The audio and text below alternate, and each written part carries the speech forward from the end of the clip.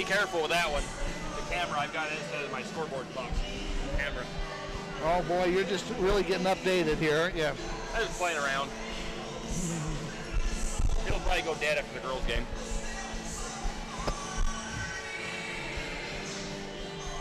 She can play the Eagles again if she wants to.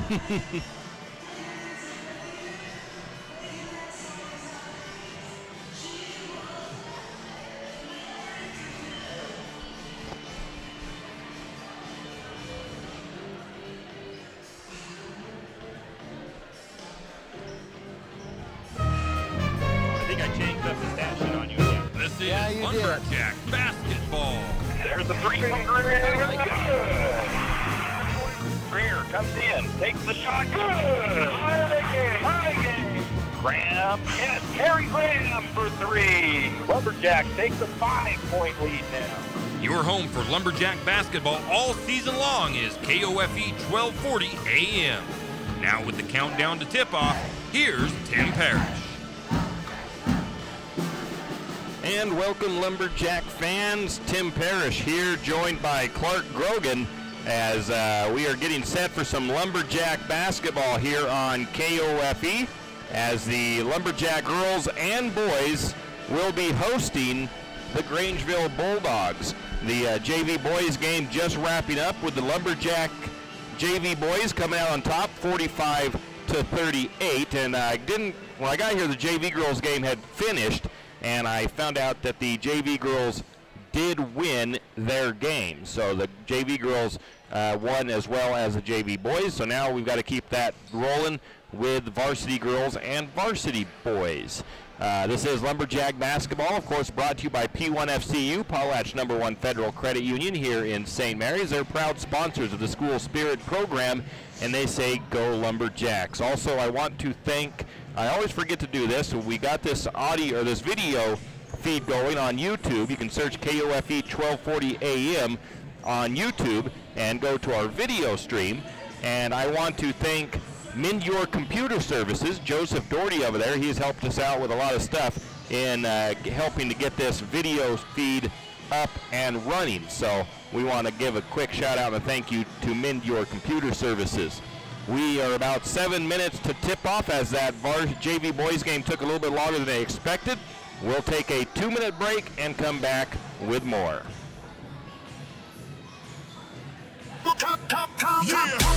Unleash your colors today with a School Spirit debit card from P1FCU. Our cards are back and better than ever with a bright design that will make you proud to represent your school. P1FCU has joined the Mascot Madness, and you can too, no matter who you cheer for. Stop by to sign up for your new exclusive School Spirit Debit MasterCard or visit us online at p1fcu.org for more information. There is no us without you at P1FCU, federally insured by NCUA. Fire Chief Larry Nacarado wants to remind you that this time of the year, chimney fires are a common occurrence, but can be prevented. St. Mary's Fire Department wants to remind you that they loan out chimney brushes and rods for free. They do chimney inspections for free and will even come to your house and offer chimney fire prevention training for free. Don't neglect your chimney. Call St. Mary's Fire Department today at 245-5253. That's 245-5253. This public safety message from the St. Mary's Fire Department. At Les Schwab Tires, we don't just sell tires, but our sign isn't big enough for the name Les Schwab Tires, Brakes, Alignment, Shocks, Rims, and Batteries. And that would also leave off the how we do it part, which would read Les Schwab Honest, Friendly, Trustworthy Tires, Brakes, Alignment, Shocks, Wheels, Batteries, and Popcorn. We could shorten it to Les Schwab Popcorn, but that might just be confusing. So for now, we'll stick with tires. Les Schwab Tires, doing the right thing matters. Tired of the same old thing for dinner? Want something different without having to clean up afterwards? Stop by Cabin City Q Smokehouse in St. Mary's for some of the best barbecue around. Cabin City Q has the biggest, tastiest hamburgers around, as well as smoked chicken, brisket, ribs, and prime rib on Fridays. Cabin City Q also has a terrific salad bar. Cabin City Q also serves breakfast. That's Cabin City Q, located at 2242 West Idaho Avenue in St. Mary's. Give them a call at 208-245-0785 or stop by today. That's Cabin City Q Smokehouse in St. Mary's. Carissa's Club. And welcome back, Lumberjack fans. Tim Parrish and Clark Grogan here at Lumberjack Gymnasium as the St. Mary's Lumberjack girls get set to take on the Grangeville Bulldogs in a 2A Central Idaho League matchup. The Lumberjacks come into today's match with a 10-5 record.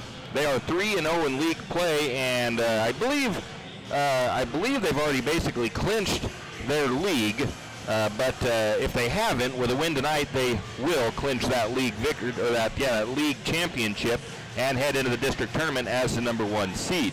Lumberjack girls are ranked 9th in the power rankings. The Grangeville Bulldogs come into today's matchup with a 9-8 record. They are 1-1 in league, and they have a ranking of 10th in the power rankings. And the Orfino Maniac girls are 8-11 on the season, 0-3 in league play, and they are 11th in the power rankings. And 0-3 doesn't seem right unless Grangeville has played Orfino twice. Nope, St. Mary's has played Orfino twice. Don't do the math, Tim. It's yep, not going I'm trying to. It didn't seem right, but then it dawned on me, Clark. Yeah, there you go. I knew it would happen for you. Taking a look at the top 5 teams in the girls in 2A Central Idaho League. And this is kind of scary with the Lumberjack girls look at it for state tournament-wise. Melba is at the top of the power rankings. They are undefeated on the season, 20-0 for the Melba Mustangs. The Soda Springs Cardinals, they are second. They have a record of 19-1. Ryrie has a record of 17-2, sitting number 3. Fourth is West Jefferson with a record of 17-3.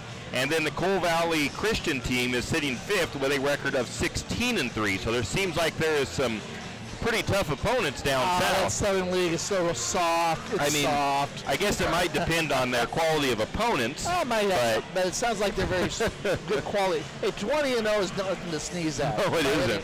Even 19-1 and 17-2. Yeah. So St. Mary's at 10-5, that's still a really good record.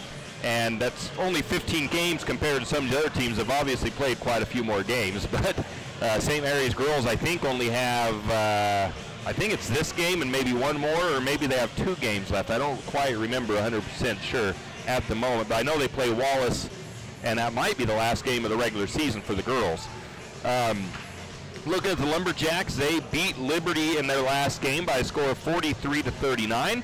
Grangeville beat Cami 52-30, and Orofino beat Potlatch by a score of 41-39 in the last matchups for each team.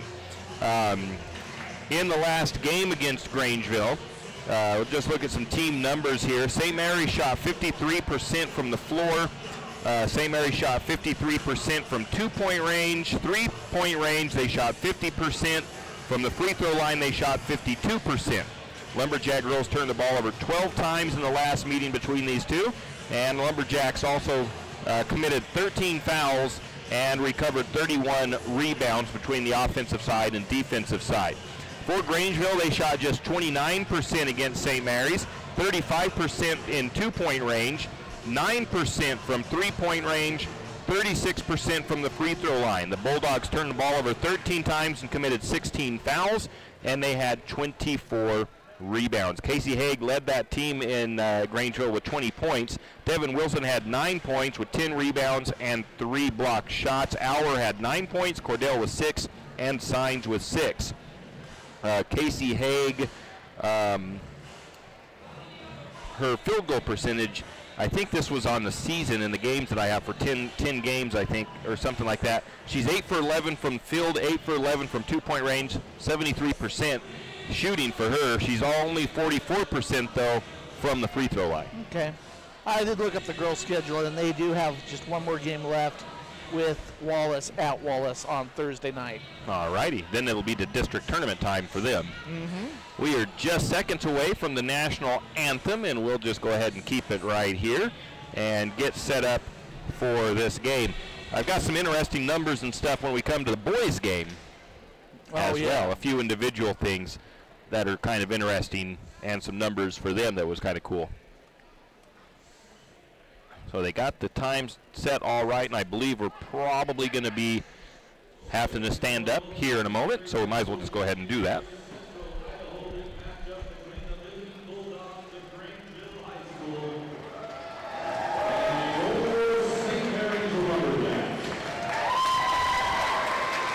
Time for the national anthem.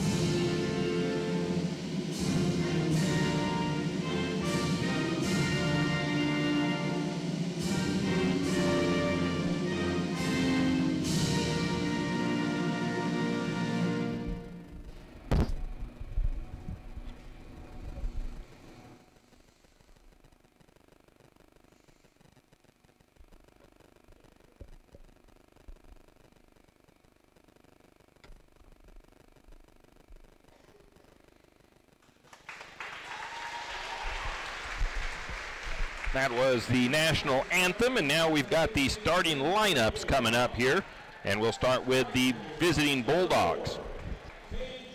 It'd be number 4, junior Paige Lindsley. Number 12, senior Kate Lutz. Number 20, sophomore Ja'Kaylee Norman. Number 32, senior Michaela Ruzicka. And number 50, sophomore Colby Kennedy. The Bulldogs are coached by Michelle Barger. Now the starting lineup for the Lumberjacks. And they don't change up too often. I think I've got them all marked down here now. For the Lumberjacks, we will have 5'8" junior guard, number 1, Paige Sines. Also starting number 5, 5'9" junior post, Casey Haig. Number 10, 5'10" junior point guard, Madison Cordell. Number 20, 5'9" senior post, Devin Wilson. And number 42, 6'2" senior post, Kaylee Auer. Coached by Jay Sines is the Lumberjacks. I don't think Paige is coaching yet. Yeah, not yet. Mr. Cordell is the assistant to Mr. Paige Sines. Or to Mr.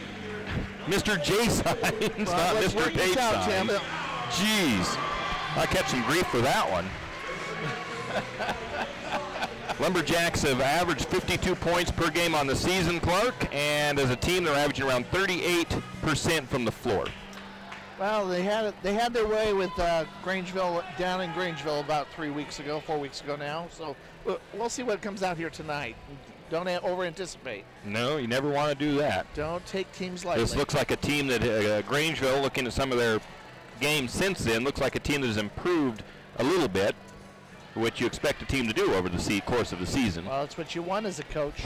It'll be Ja'Kaylee Norman jumping against Kaylee Auer. Lumberjacks in their home white uniforms, of course, and dark blue for the Bulldogs. And hard to read uniform numbers. Yeah. Lumberjacks control the opening tip. They'll be going left to right on the radio dial and on the screen, and right to left will be the Bulldogs. St. Mary's has it down inside. Nice movement to Paige Sines. Sines puts the shot up off the glass. No good. And the first foul of the game is called against the Bulldogs. That'll send Paige Signs right to the free throw line. Paige shooting 29% from the charity stripe.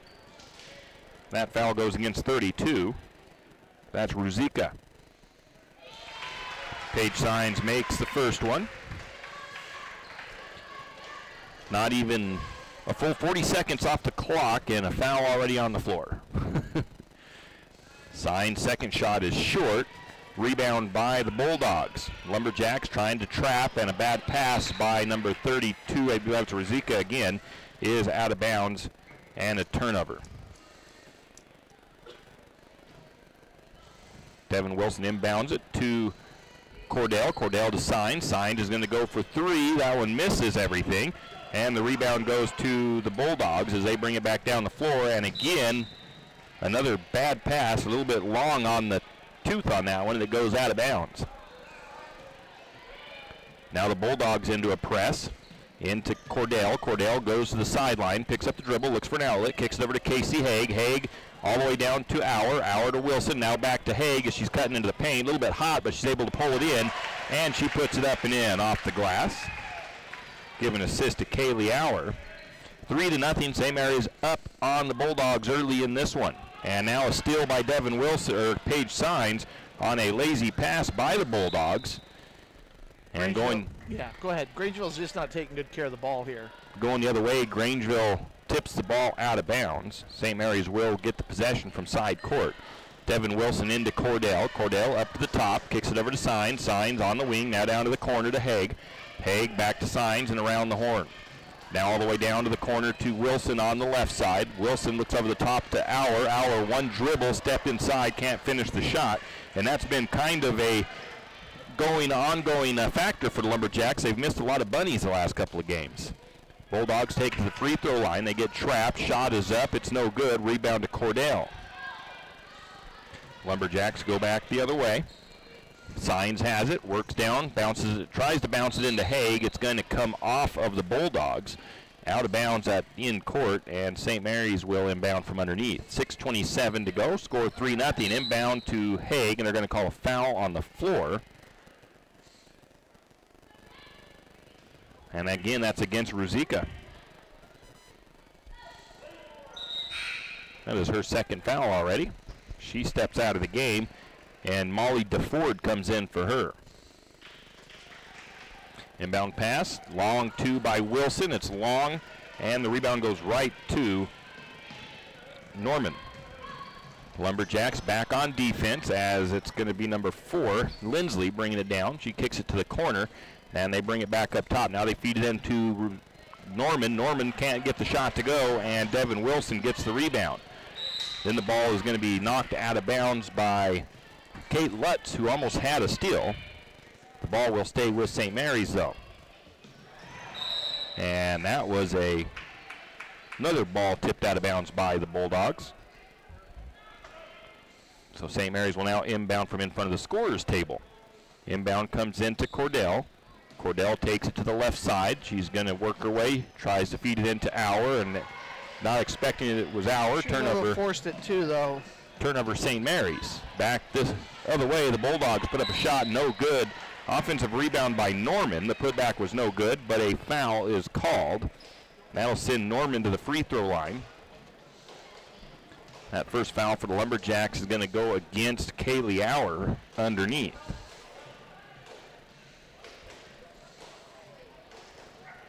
Norman's first free throw is in. First points for the Bulldogs come from the free throw line. They did as well for the Lumberjacks.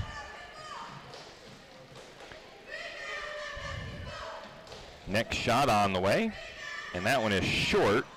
Norman with her own rebound. Back out to the wing, a three-pointer on the way. It's no good. A foul called, and I actually think they're going to get Madison Cordell on an over-the-back foul. So the Bulldogs will keep the possession. 3-1, 5:43 to go in the first. St. Mary's on top. Inbound pass comes in to Canada, and she puts it up and good. Tie game now. St. Mary's had multiple opportunities to have already probably a 6 or 7 point game here, maybe 10, but they haven't been able to get the points on the opposite side. They get it into Cordell. Cordell, a little jump shot, no good. Offensive rebound, though, went to Kaylee Auer. And we get a whistle and a foul, and Kaylee Auer was going to go up for the putback. It's no good. The foul goes against Grangeville. It's number 10. That's DeFord. They put it against 50 up on the board. Well, it was 10 a moment ago. Okay. Kaylee's first free throw is I good. didn't think number 10 was even in there. Kaylee shooting 41% from the charity stripe. She makes both of them. Like I said, though, those uniforms are hard to read. They definitely are. Black letters with just a little bit of a white outline around them. I think Madison. Very dark uniform. I think Madison Cordell just picked up her second foul. She was working against Norman. Norman trying to bring it up the floor. 3 fouls for each team. Paige Lindsley brings it down, kicks it to the wing, and then down to the corner to DeFord. DeFord for 3. It's going to be short. Casey Haig with the rebound. And Casey's going to take it across herself. Picks up her dribble at about the wing, kicks it back out to Cordell, so Cordell can set up the offense. Now out to Wilson. Wilson back to Paige Signs. Signs, jump shot, misses everything.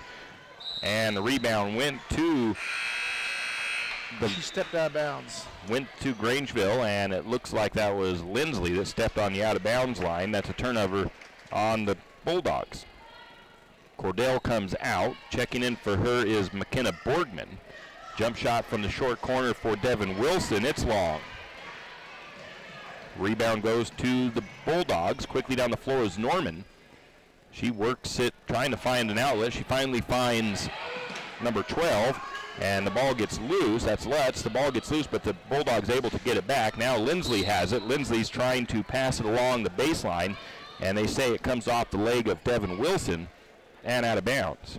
The girls look a little flat tonight. They're not hustling after those loose balls like that. I'm often seeing. Inbound pass comes into Timber. They get it in, get it tied up as Haig. And it's going to be a held ball called. Possession stays with the Bulldogs. Grangeville will inbound from underneath. Into the corner. That is number 4. That's Lindsley. Lindsley kicks it back. Shot is up and no good. Fight for the loose ball, and Casey Haig comes away with it. St. Mary's back on offense. Signs to Wilson. Wilson down inside to Auer. Auer, nice shot up by Auer.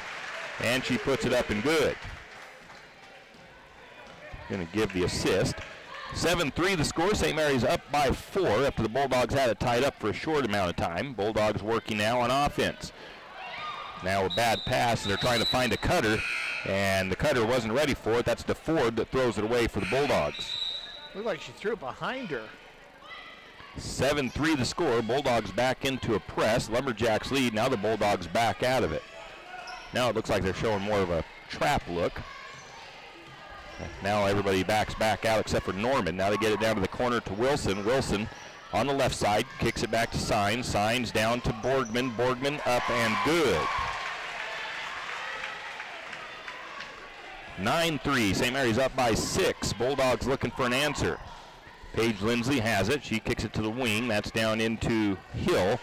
Hill steps to the left, drives in, kicks it down to Norman. Norman works down the block. Stout cross-court pass, and it's going to go out of bounds as it was intended for Lindsley, and she couldn't get a handle on it, I guess. Can't see quite down that far below us.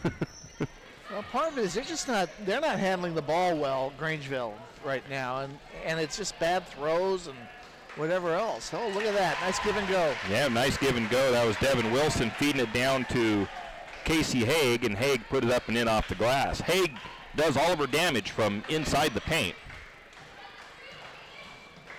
And considering she's not listed as a post, yeah, she is listed as a post player. Back the other way, shot up by number 12. It's no good. Rebound to Haig. Haig takes it the other way. Backs it to Signs. Nope, actually it got guarded. She hands it off to Auer, and Auer puts it up and in.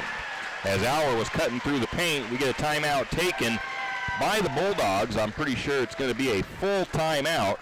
2:50 to go in the first. We'll be back in 1 minute. Clubhouse in St. Mary's is a proud Lumberjack supporter. If you are looking for a fun, friendly daycare and preschool for your little one, call Carissa's Clubhouse at 208-582-1431. Children from 6 weeks and up are welcome to come and play at Carissa's Clubhouse in St. Mary's.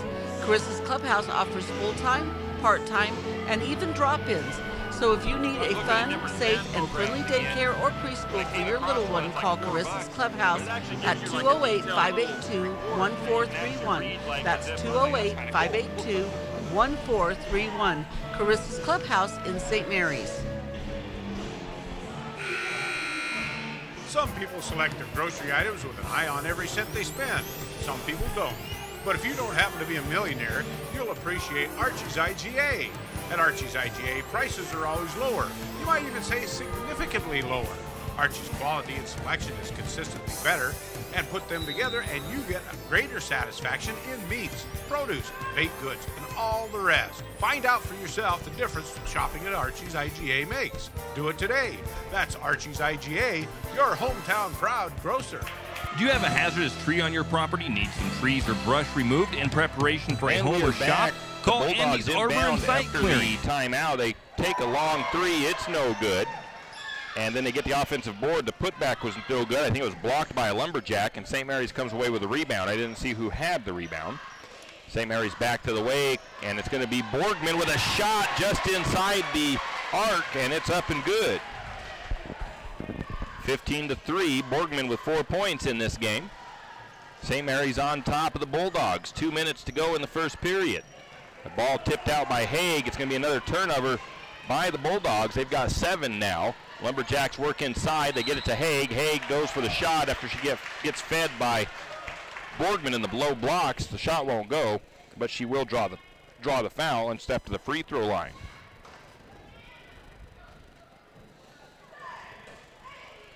Haig shoots around 50% from the charity stripe. She makes the first one. 16-3 the score. Nancy Bechtel checks in for St. Mary's as Auer comes out. Ruzicka checks back in for the Bulldogs. Norman comes out. Free throw is up. That one is good as well by Casey Haig. She's got 6 points in the first period. Bulldogs bringing it down. That's Paige Lindsley. Lindsley kicks it over to Lutz. Lutz to Roberts, and now it's back to the top. That's Ruzicka. Now over to Lindsley. Lindsley on the wing. She drives the paint. Shot is up off the glass. Good. And that was a nice shot by Lindsley.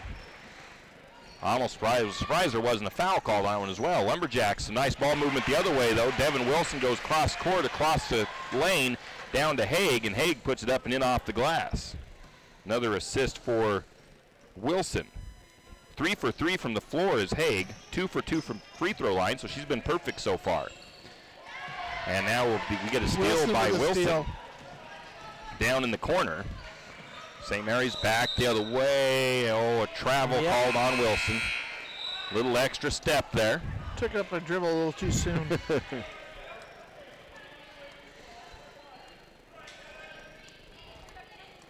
.104 to go in the first. 19-5 the score. St. Mary's up. Bulldogs bringing it down the floor. That is Hayden Hill that has it on top. She kicks it over to, can't see the number. I don't know who had it, but it's back to Ruzicka. And then Ruzicka tries a pass. It almost gets taken away. She tackled Ruzicka. She tackles Lindsley down there as Lindsley was in the backcourt. Got her out by the ankle. Foul on the ankle. That's Paige Sign's first foul. It was Paige against Paige violence down there on the other end. That's what you get when you turn the page. Oh, sorry. You know, I really think Angela would probably get along well with you if you guys were sitting in a room together because she really loves puns, Clark. Bulldogs working back on this far side. They get it to Ruzicka on top. They find Lindsley. Lindsley jump shot from inside. No good. Rebound went to Canaday. And Canaday tries to go back up. She's going to draw a foul. No good on the shot. See who they give that foul to. That's going to go against McKenna. That was her first. Canaday's first free throw is nothing but net. 19-6 the score. St. Mary's on top. 31 seconds to go in the first period. Next shot is up. That one, too, is good. Nice catch. Nice form. Nice touch. Back the other way. The Bulldogs trying to get a steal. I don't know about those. Ball's getting all over the place. Casey Haig finally comes up with it, takes it to the wing.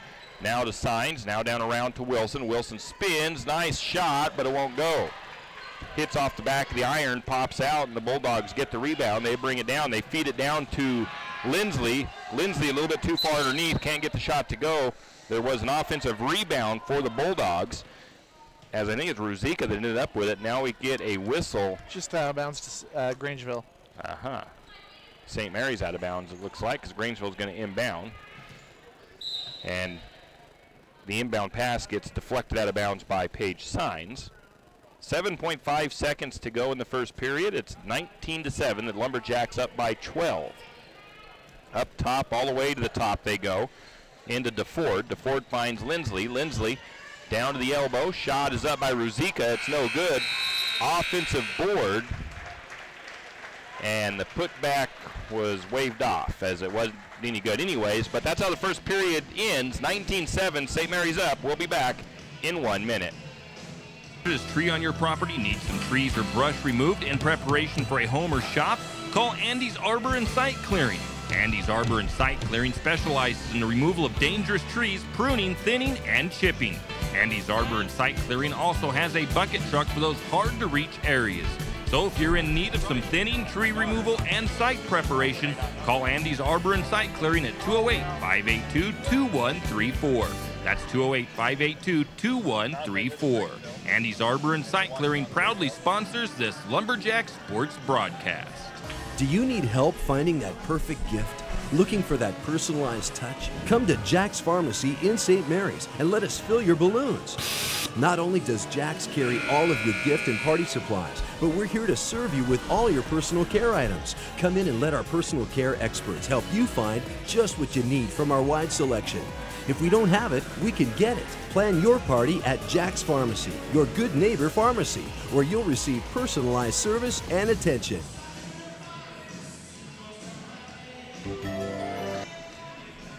And we are back as the second period is set to begin. And the Lumberjacks will start with possession here as they lead 19-7, period 2. Lumberjack basketball presented by Potlatch No. 1 Federal Credit Union. They are proud sponsors of the School Spirit program. And they say together we are better. And it's probably a little bit better if you don't pick that ball up and take a few steps there, Madison. Turnover on Madison for the travel. That's Madison Cordell on the Lumberjacks. Now the Bulldogs bring it the other way. They're trying to feed it to Lindsley, who's working her way underneath. She does wake her way in. Shot is up and no good. Rebound went to Devin Wilson. St. Mary's back the other way. A little bit of pressure from the Bulldogs. Cordell takes it down inside. We're going to foul on the floor, it looks like, away from the ball. I think it might be Canaday working underneath against Haig. Nope, it shows, I think, Ruzicka. Yep, Ruzicka. Foul number 3 on her. Ouch. Jacaylee Norman checks back in for the Bulldogs. Signs will trigger from underneath. She kicks it into Auer. Auer spins, shot off the glass, won't go, and the ball gets tipped out of bounds. Last touch by Grangeville. Auer's 2 for 4 from the floor for 6 points. She's 2 for 2 from the free throw line. Inbound pass comes to the corner for the Lumberjacks. Cordell to Signs. Signs back to the top for Haig, and now Wilson. Wilson over the top to Auer, and this time Auer finishes it off. 3 assists for Devin Wilson. 8 points for Auer. Bulldogs bring it back down the floor. Signs kicks it out to Hill. Hill brings it to the free throw line, bounces it back out to Canaday, and Canaday almost can't handle it. Oh, and DeFord saves it for a second. Canaday goes down for it, and she rolls the ball just enough to where it touches that out of bounds line, and the ball goes to St. Mary's. They got a little polishing on the floor to do, so they get that cleaned up. Inbound pass comes into Signs. Signs over the top to Cordell. Cordell drives, and they're going to call a foul on the floor. A block on the Bulldogs. And that one goes against number 12. That is Kate Lutz. Signs inbounds up to the top. Auer, it was intended for Auer, but Cordell tracks it down. Now back to Signs. Signs on the wing on the right. Feeds it down over the top to Haig. Haig goes up for the shot. No good, but she is fouled.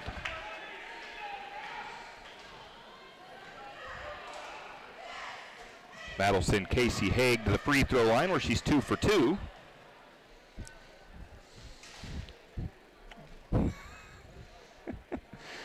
Next shot, or the first shot I should say, by Haig is up. She makes that one. Haig now with 9 points in the first half. Looking to have a pretty good first half for Haig. She did score, what did I say she scored last time against them? She made that one as well. Oh, and I have that page turned. Haig had 20 against the Bulldogs in Grangeville. She's already halfway there tonight. Paige Lindsay brings it across. 6:45 to go in the first half. 23-7. St. Mary's up. Bulldogs trying to get past that double digit in the scoring. A pass deflected by Cordell, but the Bulldogs able to regather it. Down into the corner to Hill. Hill bounces underneath route to Canaday. Canaday tries to get her shot up. It's blocked by Auer. And then Auer with the board as well. Lumberjacks back the other way. Nice ball movement. Cordell to Haig. And Haig puts it up and in off the glass. Nobody's been able to stop Casey Haig underneath since she's started playing and starting. Shot up by the Bulldogs from inside. No good. Haig on the rebound, and Haig gets fouled. Might have been a frustration foul there as the Bulldogs was hacking at her as she was going along the baseline. They're seeing this game getting away from them now, down by 18 already. That's going to go against number 3. And that puts them in the bonus. That sends Haig back to the free throw line for the 1-and-1.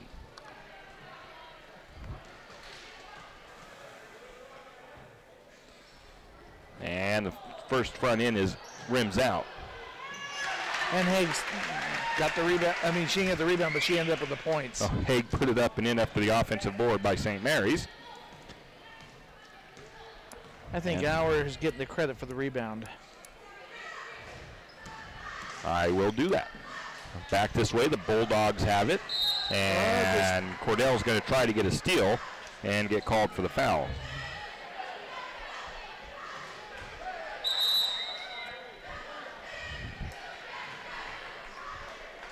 So let's see, after the foul, we had a substitution made, I think, for the Lumberjacks. Borgman and Lauren Hill check in. Bulldogs inbound. Got it in the corner. Tried to feed inside to Norman. Norman tries to kick it out. Lumberjack defense is being pretty suffocating on him right now. Paige Lindsley for a jump shot. It's no good. And I think Lindsley got her own rebound. And the timeout taken by Coach Barger for the Bulldogs. It is a 30-second timeout. We'll take it 2. We'll be back in 30 seconds. Jack Buell Trucking knows that there are few things as important as wise use of our natural resources. And by utilizing the chips in the manufacturing of lumber, that is exactly what is accomplished. If you look beyond the wood chips, you see an entire community of schools, churches, and businesses. And most importantly, people. Jack Buell Trucking believes in responsible harvesting of our natural resources. After all, when you take a close look, those aren't just chips. They're an entire community. Jack Buell Trucking. Mountain Blading is a premier hard chrome. After the timeout, St. Mary's, I believe, no, the Bulldogs had the possession. They'll inbound from underneath.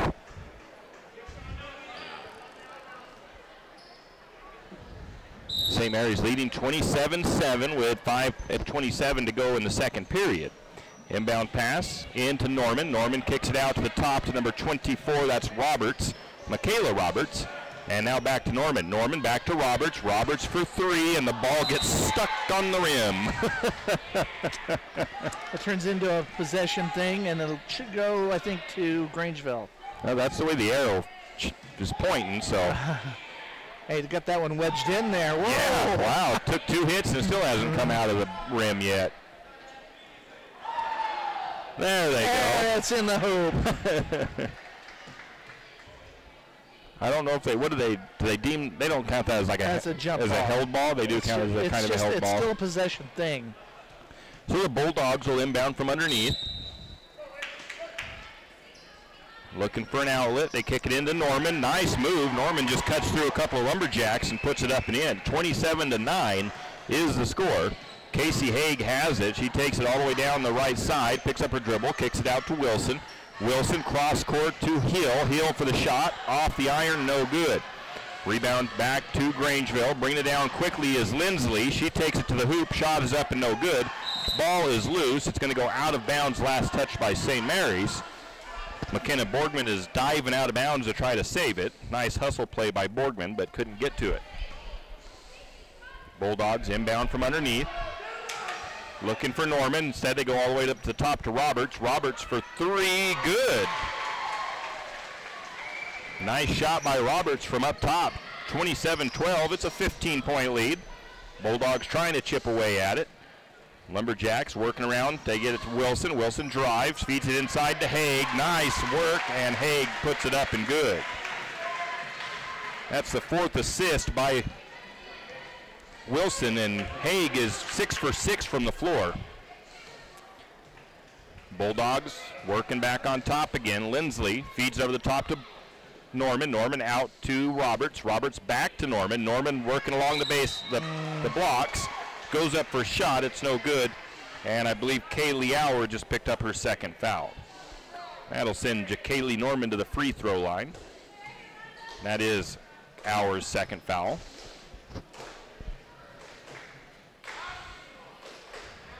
Norman's first free throw is on the way. That's nothing but net. Bulldogs are 4 for 5 from the free throw line. Checking in for Grangeville's number 3, Hayden Hill. Going out is Canada. They're not having as much luck from the floor, though. 16% from the floor. Next free throw's up and good. 29-14, the lead for St. Mary's. They get it down to Hill quickly in the short corner. Back out to Auer. Auer goes ahead and takes the shot. It's partially blocked. The rebound was to Haig. Haig went back up. Couldn't finish the play either. But the ball goes out of bounds. They finally call a whistle against somebody.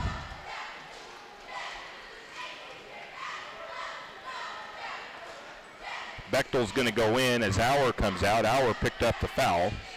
That is her third. I think it was a loose ball foul. I don't really think it goes as I just put it down as a defensive foul, but loose ball foul, I guess, would just go as a defensive foul anyway. And that is foul number 8 against St. Mary's. Both teams with 8 fouls, both teams in the bonus. Bulldogs have only missed one from the free throw line, 5 for 6. That one is good as well. Nice high arcing shot by Norman.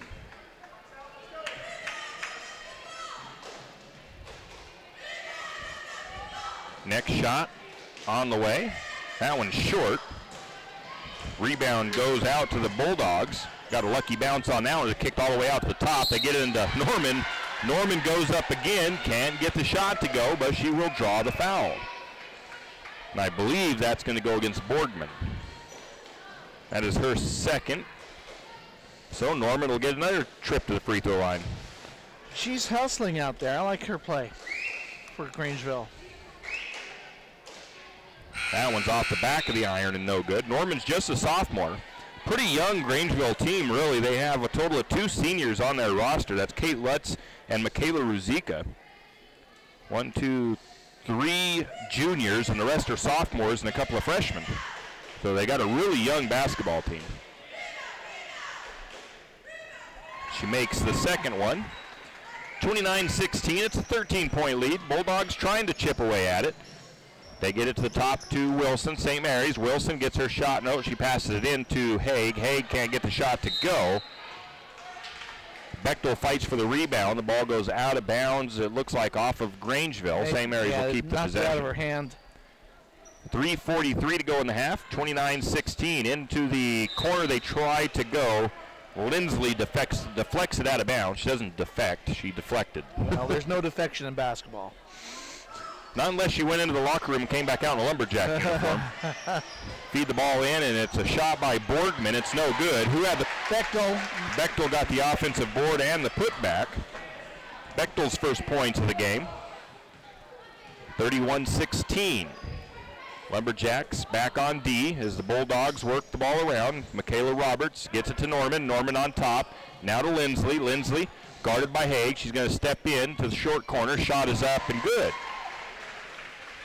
Lindsley is a good little basketball player for the Bulldogs, as is Norman. Wilson working for St. Mary's. They tried a little bit of a give and go, it looked like. Casey Haig going to get credit for the turnover. And a steal by the Bulldogs. Bulldogs find the corner. That's Roberts. Roberts gets her shot deflected, I believe, by McKenna Borgman. There was an offensive rebound, and the putback was no good. Then St. Mary's got the defensive rebound. They go back the other way. Paige Signs from just inside three-point range on the corner. Shot is no good. Rebound to Casey Haig. And Haig puts it up. It's no good, but she is fouled, and that'll send Haig to the free throw line.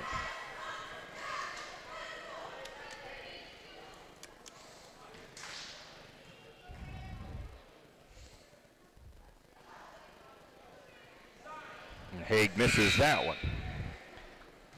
4 for 6 from the stripe is Haig. And she did just miss a shot from the floor a little while ago. 6 for 8 from the floor. She missed 2. That one is no good as well. Rebound, though, to Devin Wilson. St. Mary's will reset. Wilson feeds it into Haig. Haig spins. Shot is no good. Rebound to the Bulldogs. Haig has lost a little bit of her touch on this late part of the second period. Paige Lindsley with a shot from the left side or right side on the way the other way. St. Mary's with the rebound. Lumberjacks going the other way, and a bad pass is out of bounds.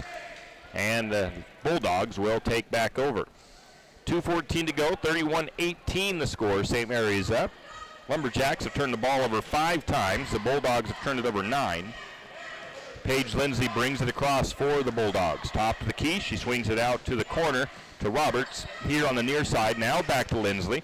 Lindsley kicks it out to number 3 for a shot from three-point range. It's no good. Offensive rebound and no good again. And then Casey Haig ends up on a runner down the floor. She puts it up and good. Did she get the rebound as well, or was it fed out to her? Fed out to her by Auer. No, I mean by Bechtel. Bechtel had the rebound. 33-18. Devin Wilson deflects a pass out of bounds and get a timeout taken by Coach Signs. It's a 30. We'll go ahead and keep it right here, I guess. 1:36 to go in the first half. 33-18. And Lumberjacks still, they don't look like I'm used to seeing them play necessarily, but they're still winning. Yeah, they are. They're just a better team than Grangeville is, but you can't rely upon just being a better team, especially when you're starting to go into playoffs here very soon. You're mentioning all these schools with 0 to 3 losses. You can't rely on, oh, we're a good team. We got to play like a good team and do what you need to do. They've had some spurts here today where they started out a little flat, then they picked it up, and then they kind of got flat again. Well, Grangeville's got a little fight in them tonight, though. I have been impressed with how they've been working. So the score said 35 on my tablet. It's told 8:33 up there, so I'll turn it back to 33. I don't know what happened there. Maybe I accidentally touched the button. 33-18 is the score. St. Mary's back on offense after getting a rebound. They get it to Signs. Signs bounces underneath to Haig. Haig backs her way into the paint. Shot is up. Can't get it to go. Haig been on a little bit of a dry spell here the last minute or so. Well, she did make one I think in her last trip. Then we got 2 Lumberjacks that go to the floor and a whistle and a foul called as Norman put up a shot. I don't know what happened down there with Wilson and Borgman, but they were giggling as they tried to get it up. Ran into each other is what happened there. That'll be Paige Signs' second foul. Team's 10th. Norman to the free throw line. She's been doing pretty good from the stripe. This is their 9th attempt. They've only missed 3 free throws. That shot is off the side of the rim and no good. 7 of 11 from the free throw line is the Bulldogs. And she's 5 for 9 right now. So she's been to the free throw line for the majority of the times for them too. This is her 10th free throw attempt, and that one went no good, but she got the offensive rebound. Back the other way, it's still Hill. She works it around. Shot is up and no good by Lindsley from three-point range. Don't drill into the corner. Wilson had the rebound. There you go. Lumberjacks back the other way. Under a minute to go. Borgman has it. She tries to feed it over the top to Haig. A little bit high on her pass. It's going to be turnover St. Mary's. 50 seconds left in the first half. 33-18, Lumberjacks up. Paige Lindsley to Canada, now to the wing here on the left side to DeFord. DeFord to Norman, Norman on top. Norman working, looking. Now she gives it to Lindsley on the wing on the right side. Paige Signs comes out to guard her. Lindsley drives. Coming up to help is Bechtel, and Bechtel's going to get called, I believe, for the foul. I've been wrong before, though. That's going to send Lindsley to the free throw line. Well, they haven't changed it yet. Paige already has 2. Looks like she went 1-1, but who knows? Did she make that? Yeah. Free throw was made. I think that goes against Bechtel because I think I already have Paige's 2 fouls. So they haven't changed it. They didn't put it up there. Second free throw is no good. Bechtel on the rebound. And St. Mary's no has a hustle turnover. on that one. Bulldogs back underneath. Shot is up and good by Canada. 33-21 the score. No, they did call that foul against Paige Signs. They finally added it up there. That was her 3rd. Now another bad pass and a takeaway by the Bulldogs. The shot is up and good. On Paige, her 4th. And Paige Lindsley makes that shot amazingly. That was kind of a wild shot. Like you said, Paige Signs just picks up her 4th foul.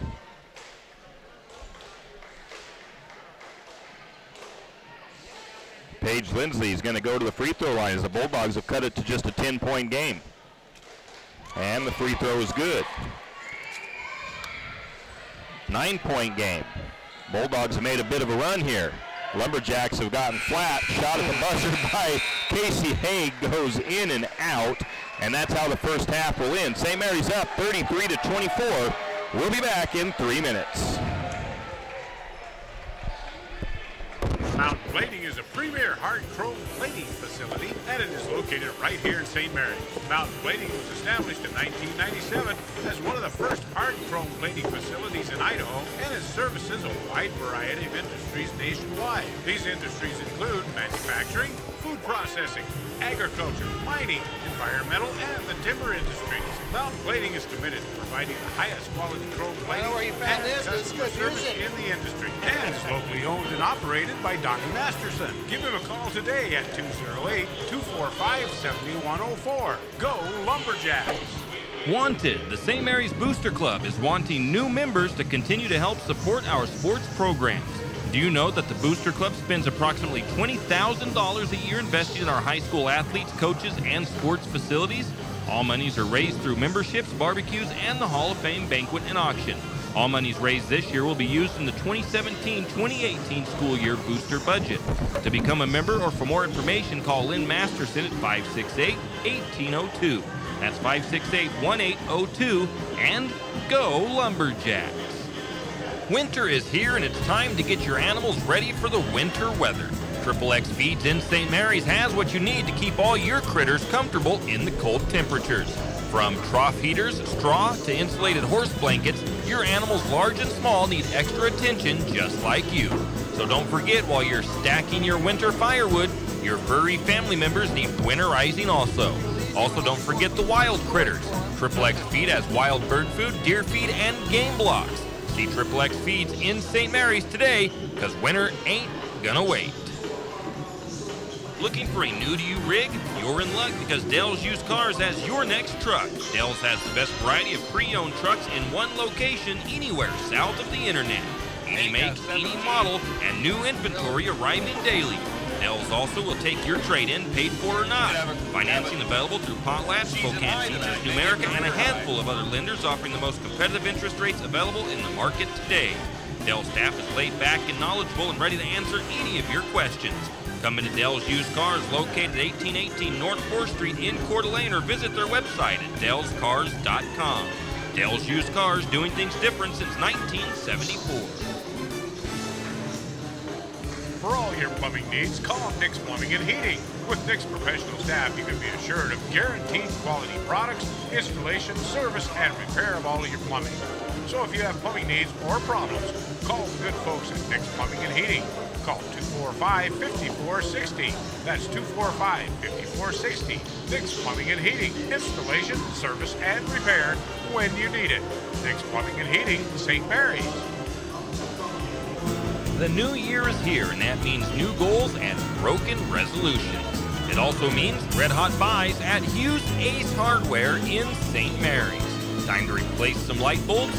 Buy one, get one free Ace LED bulb 4-packs or floodlight 2-packs. Ace brand wild bird food is on sale as well. Buy one 20-pound bag and get a bag of premium songbird bird food for free. It's also time to take down and store those holiday decorations. And Hughes Ace Hardware is the place to go for all of your storage needs, from totes to shelves. It's all at Hughes Ace Hardware in St. Mary's. Wondering how to manage your retirement?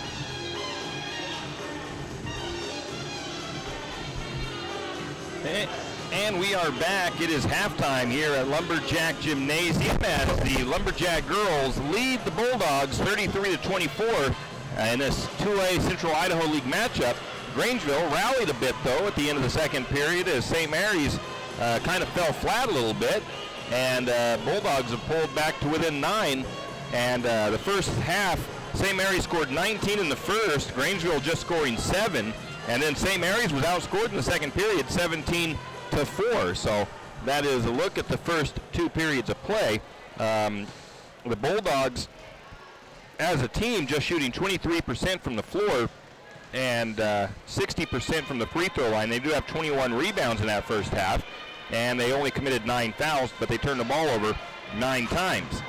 Clark, you were saying that there's only about 4 players with scoring for the Bulldogs. Tim, 3 of them have 21 points of the 24 so far. Paige Lindsley is the leader with 8 points, followed by Jaqueline Norman with 7, Colby Kennedy with 6, and Michaela Robertson a 3-pointer. And that's all for the 24 points so far tonight. So that's what we got going on there tonight at this time. All right. Well, going and taking a look at the Lumberjacks as a team, they shot almost 41% from the field. They shot 43% from 2-point range. They were 0 for 2 from beyond the arc, and they shot 70% from the charity stripe. The Lumberjacks had 22 rebounds in the first half with 9 assists, 3 steals, 1 blocked shot, and they had 8 turnovers. They committed 12 fouls as well. Individually, Casey Haig having a heck of a game today. She has 17 points in the first half. She could very easily have a career high or at least a season high at the end of tonight. Kaylee Auer has 8 points with 3 rebounds. Devin Wilson hasn't put any in the basket, but she does have 6 rebounds to go along with 4 assists. McKenna Borgman has 4 points, and Paige Sines has 1. And Nancy Bechtel has 2 points to go along with 3 rebounds. So that's a look at the scoring and the individual and team stats. We'll take a 3-minute break and come back with more.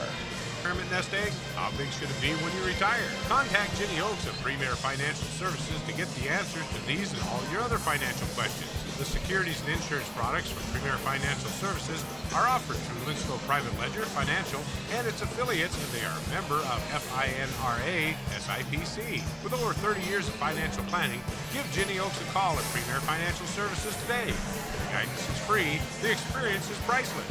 Call 245-5255. Afraid to touch that breaker box? Need some rewiring done? Call the professionals at M&S Electric. With nearly 40 years experience, there's no job too big or too small. From industrial and commercial to residential and service work, M&S Electric isn't afraid. Serving Benoit, Shoshone, Kootenai, and Latah counties, M&S Electric has you covered. Overhead work? M&S can do that too with their bucket truck. M&S Electric, 408 Main Avenue, St. Mary's. Give them a call, 208-245-3890. No job too big, no job too small. We do them all. M&S Electric.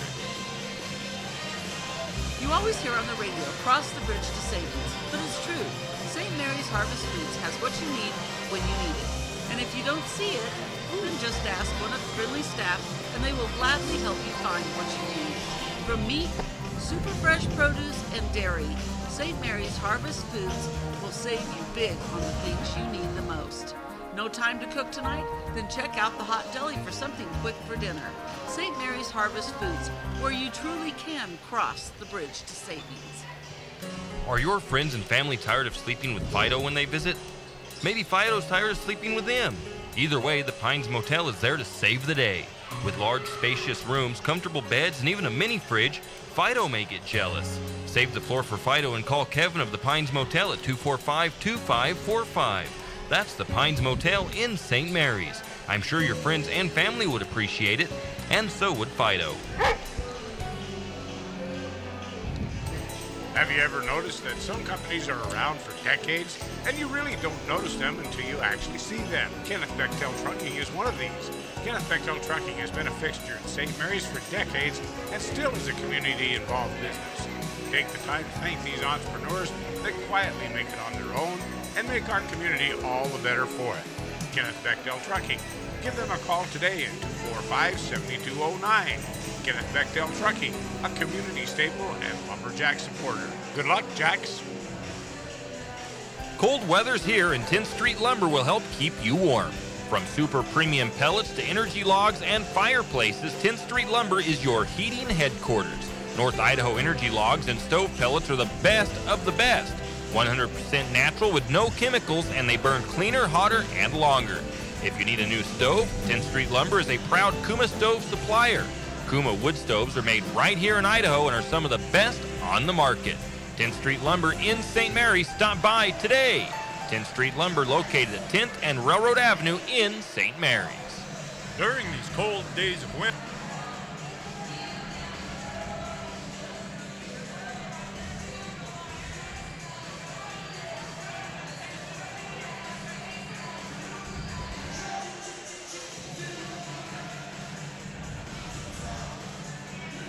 And we are back as the second half is getting ready to get started. I want to give an update. The Lumberjack Wrestlers were at the 2018 Clearwater Valley Duels yesterday and today. And they went 5-0 on the day today, and they are the 2018 Clearwater Valley Duels champions. So I want to congratulate and give that update on the Lumberjack wrestling team as they are the champions of that Clearwater Valley tournament today. So what a good job by them. They've had a couple of second places at some of the tournaments they've been in. They've been battling pretty hard this year. Got some good wrestlers on that team too. Young kids too. Lumberjacks inbound to start the third period. Lumberjacks have it on top. That's Madison Cordell. Lumberjacks now coming towards us as we set up here in the weight room, and that shot by Devin Wilson is no good. Rebound goes to, actually it was a three-point shot by Devin. And it goes, the rebound went to the Bulldogs. Norman with the rebound. She's not a bad little ball player, I'll tell you. Gonna have to watch out for her in her junior and senior years. Bulldogs working it around the top. They feed it into Norman. Norman back out the top to Lindsley, now to the corner. Now they try to bounce it inside. It comes off of a Lumberjack player. I believe it was Wilson. And the Bulldogs will re-establish themselves. I was kind of wondering what had happened to, I think it was Caden Hall. He had a heck of a season last year wrestling. He's been struggling a little bit this year. Not really struggling, but just not having the wins and stuff he had. And I found out that he had gone up a weight class, and he's at the bottom of that weight class, though. So it's made it a little bit tougher for him this year, but that's good. Lumberjacks have the ball. They come back the other way. It was Madison Cordell drove the length of the floor. She put the shot up and no good. Rebound back to the Grangeville Bulldogs. They take the shot down the other end. Nancy Bechtel goes up and gets the rebound. St. Mary's now brings it back the other way. Let's take care of the ball here. We're just doing a little shoveling the ball around each other right now. Bechtel. Again, another block by Bechtel. Bechtel's come out really engaged in this half. A shot, an offensive rebound, another shot, then a whistle, and a foul, I believe. Yes, it is. It's a foul against Devin Wilson. And that is Devin's first foul of the second of the game. Score is still 33-24. Nobody able to put any points on the board just yet. They kick it to Lindsley. Lindsley a long two from just inside the corner. Shot is up and no good. Bechtel again with a rebound. And Bechtel on the rebound. Coming back the other way, it's going to be Cordell driving along the blocks on the right side. She puts it up and good. That's Cordell's first points of the game. 35-24 is the score. Cordell usually averages 8 points a game, but she's only got 2 so far tonight. When somebody's been as hot as Haig has been all evening, it's hard to not get the ball to her. Bulldogs working the ball around, down to the corner on the left. That is Ruzicka now back in, and now to the down to the low post to Canada. She couldn't handle, so they have to kick it back out. Bulldogs still working. Lindsley steps in, shot is up, it won't go. Bechtel on the rebound. Lumberjacks. Now Cordell brings it across. She's streaking down the floor. Shot is up off the glass, fighting for the rebound, can't get it. The Bulldogs do get the rebound. He's tipped out by St. Mary's. And then St. Mary's tips the ball out of bounds as the Bulldogs were trying to feed it down the floor for maybe a transition basket. Bulldogs have to settle for an inbound from side court. St. Mary's can get back and get their defense set. They slow it way down. Now to the Ruzicka. Ruzicka guarded from behind as Haig take a little reach for the ball. Now they feed it down inside. And Wilson with a steal. Wilson with the steal. Turnover Bulldogs. St. Mary's bringing it back down the floor. Still no points scored. No, St. Mary's has scored 1 basket so far. Cordell, yeah. Now they go back around the horn. Cordell, cross court to Wilson. Wilson, little stutter step into the free throw line. Shot off the glass, no good. The rebound to Cordell. And Cordell couldn't get a shot up. Or she got the shot up, but then the rebound, St. Mary's ended up with the rebound again. It's a foul on Grangeville. So Grangeville gets their first foul of the second half. St. Mary's will inbound from underneath. Wilson right into Haig. Ball gets loose, and a jump ball called as Grangeville ties it up. This time the possession switches. Grangeville has it now. Paige Lindsley will take it down for the Bulldogs. She kicks it down actually to Hill, and the Bulldogs set it up. Now back to Hill. Hill to, can't see the number, it was a hair. Tipped out of bounds by Haig. Actually, it's tipped by Haig. And then last touch by Grangeville. I'm going to essentially give that as a steal to Haig. So St. Mary's will inbound. Coming back in for the Bulldogs is number 10, that's DeFord. Ruzicka goes out. Some pressure being put on by Grangeville. Inbound pass comes into Borgman. Borgman kicks it to Cordell. Cordell brings it down. Cordell picks up her dribble, bounces it out to Borgman at the free throw line. Now Borgman finds Wilson. Wilson for a 2. It's no good from a long 2. The ball is loose, and the Bulldogs finally come away with it. Bulldogs catching up on those rebounding numbers now. They have to be. That's 15 defensive boards. They've got 27 rebounds total. Bulldogs back on top. Looking for an outlet. They feed it into the post and then back out. Now to the top and around the horn to the left or the right side. Now back to the wing. A three-pointer on the way by Lindsley is no good. Rebound was pulled down, taken by Cordell, and St. Mary's brings it back. Wilson, hard pass into Haig. She's able to grab it. She goes up strong, but is fouled from behind by Norman. That should be her 3rd personal. The shot's no good, but Casey Haig steps to the free throw line to shoot 2. That is 3 against Norman. 2 against the Bulldogs in the second half. Canada comes in and Ruzicka comes in as Lutz and Norman go out for Grangeville. First free throw on the way, good by Haig. 18 points for Casey Haig. Bulldogs have a 12-point lead. And make it a 12-point lead. And Haig charges in and gets her own rebound. Had the putback. The ball is loose now again. Goes out of bounds. No signal yet, I don't think. Yeah, they said St. Mary's. So last touched by the Bulldogs. St. Mary's inbounds from side court. Wilson will inbound it all the way cross court to Haig. Haig backs it to Cordell. Cordell is being guarded by Hill. Now they get down to the corner, bounce it, nice ball movement, and it's an assist from Haig to Bechtel, and Bechtel kisses it in off the glass. Now the Bulldogs with 3:28 to go in the third. Not a whole lot of scoring happening in this. I think it's only been 4 or 5 points so far, maybe 6. Trying to think of where we were at. 7, I think. Shot up by Grangeville, no good. Rebound finally taken by the Lumberjacks. On the floor, no basket. Foul on the floor. Number 10. Goes against Grangeville. That's her first. That's Molly DeFord, the 5'4" junior guard for Grangeville. And going out is Hayden Hill. Inbound pass to the wing to Borgman. Borgman feeds over the top to Bechtel. Bechtel goes up. Bechtel gets bodied around. There was no foul on the shot. Casey Haig got the rebound. She tried to put it back, and Haig gets fouled. And that looks like that's going to go. Candidate did not agree with that. It goes against Candidate. Then we get timeout taken by who? It's a full timeout taken by Grangeville. We'll be back in 1 minute.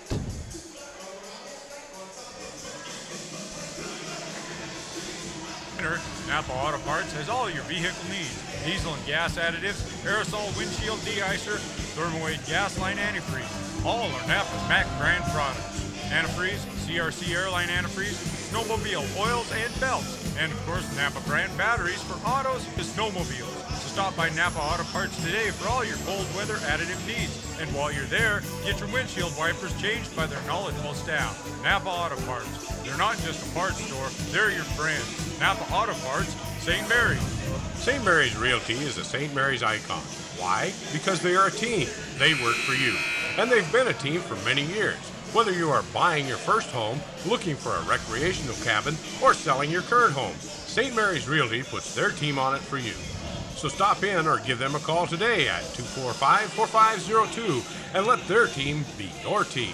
That's St. Mary's Realty at 726 Main Avenue, St. Mary's. Outdoor enthusiasts, turn your dreams of And we are back. Casey Haig steps the free throw line for the first shot.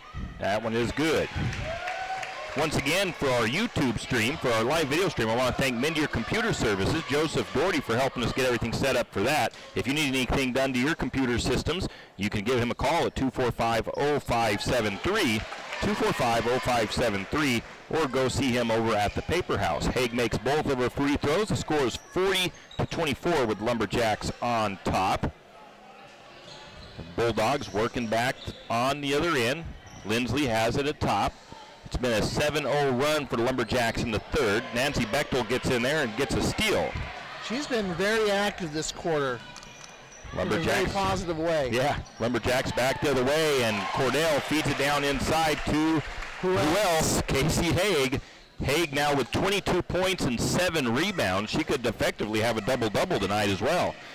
Shot is up by Lindsley. It's no good. Rebound to Cordell. Cordell feeds it out to Haig. Lumberjacks quickly the other way. Haig down to Cordell, or I think that was Borgman. Borgman backs it out to Wilson. Wilson drives, shot won't go. And a fight for the ball is going to end up with a foul called. And the foul goes against St. Mary's. Devin Wilson having a rough night tonight. She's 0 for 6 from the floor. 0 for 1 from three-point range. She averages 7 points a game. What's Haig's first foul tonight? She needed to get something of that stat, too. She's got just about every button on here filled out, except for she hasn't made a three-pointer. She hasn't blocked a shot yet. I think she's had a couple of deflections, but I haven't credited those ones lately.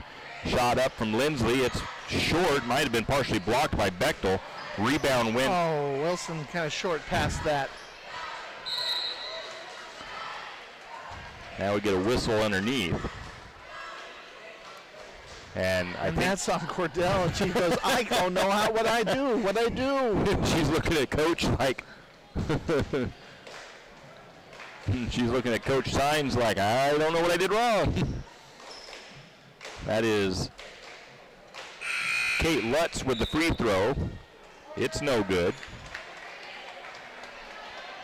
The Bulldogs 9 of 16 from the free throw line. Madison Cordell will probably be out for the rest of the third period, I would imagine.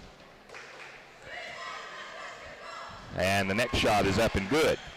Is that just one of them? Yeah, 58%. That was number 12. Yeah.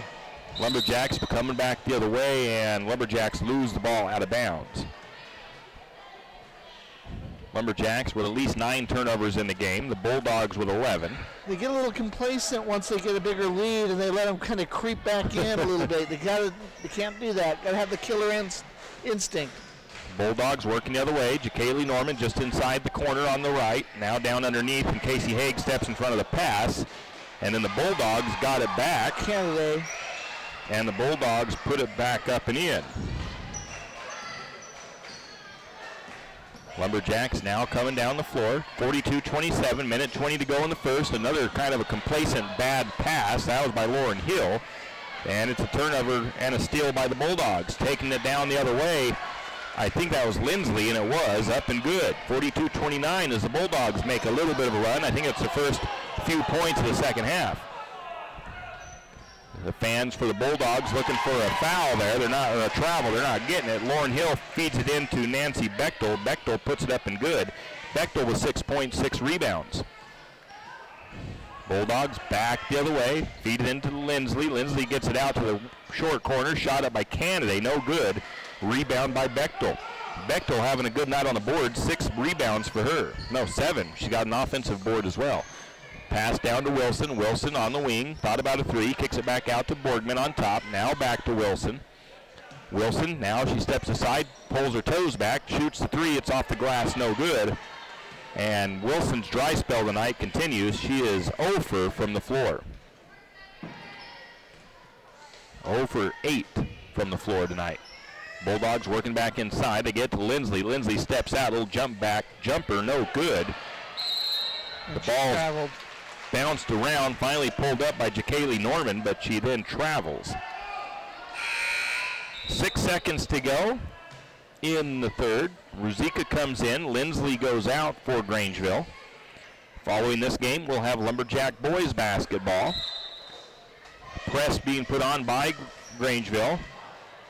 And it's going to be a foul as Casey Haig was coming up with it, and I believe it's Kennedy coming in and putting the body to Haig.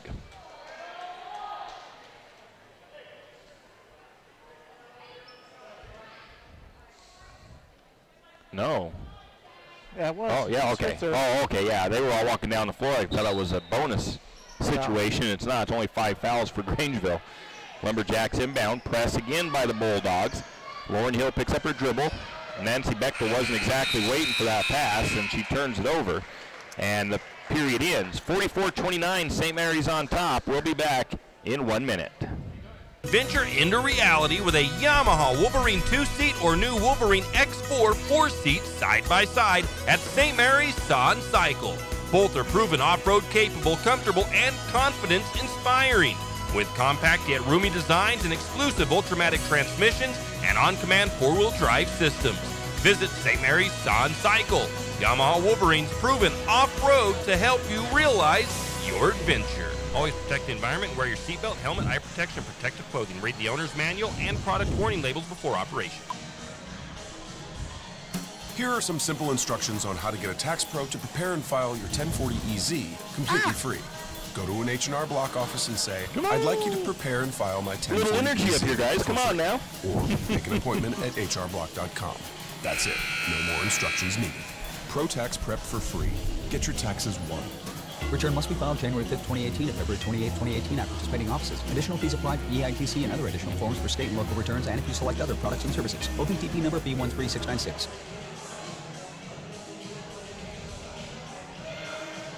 Why should you stop at 10th Street Superstop?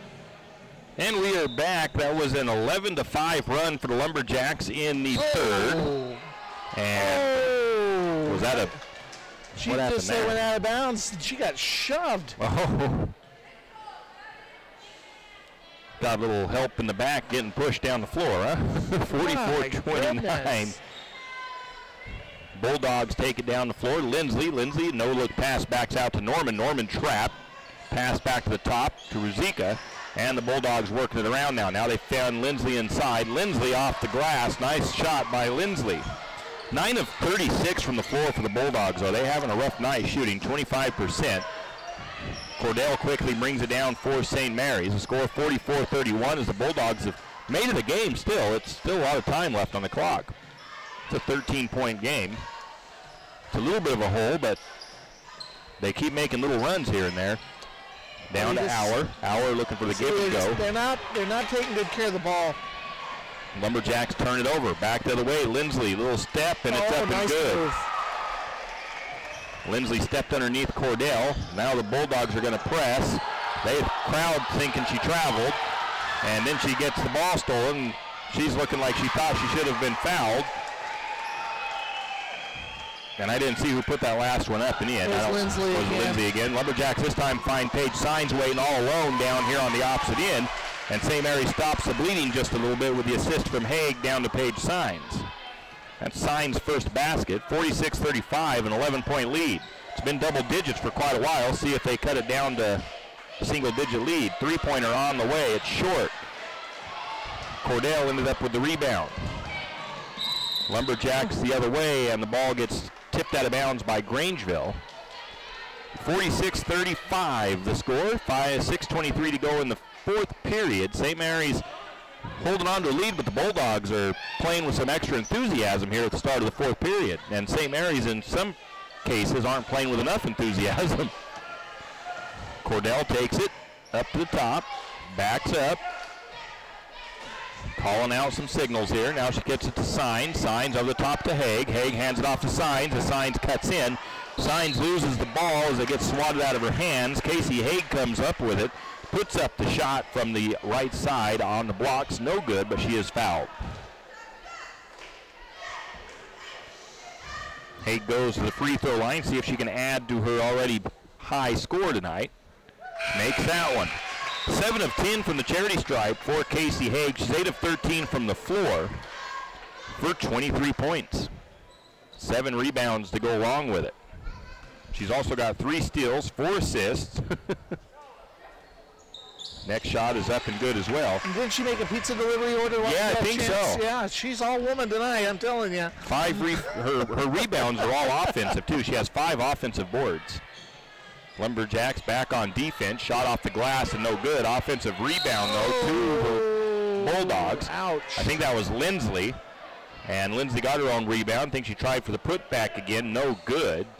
Must have been kind of a rough-looking foul. No, it was. I think Borgman got her, kind of undercut her a little bit. Uh-oh. Not intentionally, but just how it happens sometimes. Borgman's 3rd foul. First free throw is up and good by Lindsley. Borgman's going to come out as Devin Wilson checks back in. 11 of 18 from the charity stripe are the Bulldogs. And that one's good as well. She's got such nice form. She's 4 for 5 tonight. And a bad pass down the floor is stolen away. Paige Signs with the turnover. And a shot by Norman, and it's not going to fall. The shot is tipped back out, though. Offensive rebound, and the putback is up and good. Leslie just taking over this. Bulldogs have cut it to a 9-point, 9-point lead, 9-point lead. You can do the math. Cordell drives the lane. She goes to put up a shot. It's no good, but she does draw the foul from the collapsing defense. So that'll send Madison Cordell to the free throw line. It's her first trip tonight. It looks like they gave, no, that's still for, they still haven't gotten the foul up there yet for who it goes against. There is a 4 on the Bulldogs, but I don't think that, how many does Lindsley, okay, it goes against 12. Yeah, I was going to That's say. Lutz. That's her 3rd. Cordell's first free throw is off the edge of the rim. It kissed the front and then fell off. Cordell, usually a 60% free throw shooter. Averages 8 points a game. She only has 2 tonight to go along with 6 rebounds. And that shot is good. 49-39. It's a 10-point lead once again. Bulldogs are feeling some momentum here as they've cut that score down pretty good. Lumberjacks usually kind of, like you said, though, they have like an ebb and flow to the way they're playing. There might have been an offensive foul a little bit there, but no whistle as they gave a little shove into the Lumberjacks' gut as she was trying to work her way in. Bulldogs get it back. They get it to Lindsley. Lindsley, nice step move. Back jump shot, no good. Wouldn't fall for her, but that was a great little move by Lindsley. The rebound went to Kaylee Auer, and then a whistle and a foul. Lindsley. her third. 8 team fouls for the Bulldogs. That'll send Kaylee Hour to the free throw line where she's been perfect tonight, 2 for 2. 5 minutes to go in the contest. Been a scrappy Bulldog team, that's they for haven't sure. given up tonight at all, which you got to give them credit for that. That's not easy to do sometimes. And the first free throw off the rim, no good. That'll be Casey Haig tries to steal it back here, save it back in, but it goes out of bounds off of St. Mary's. Lumberjack girls still shooting 68% from the free throw line tonight, so pretty decent free throw numbers. Lumberjacks get them trapped. That's Ruzicka trapped on the corner. Paige Sign's going to bat a pass out of bounds. Grangeville keeps the possession. They'll inbound from underneath. That is going to be Kate Lutz looking to trigger it in. She goes to the top to Lindsley. Lindsley guarded by Cordell. Now they find Norman. Norman from the free throw line. It's long. Out of bounds off of Grangeville. I mean, actually it was short, not long, I should say. Long would have meant to hit some rim or something. Back to the Lumberjacks, a press from Grangeville, and Cordell almost has a steal. Cordell almost has a turnover, but Casey Haig able to get it, and then we get a foul called against Ruzicka. It's her fourth. That'll send Casey Haig back to the free throw line. Canaday comes in for Ruzicka.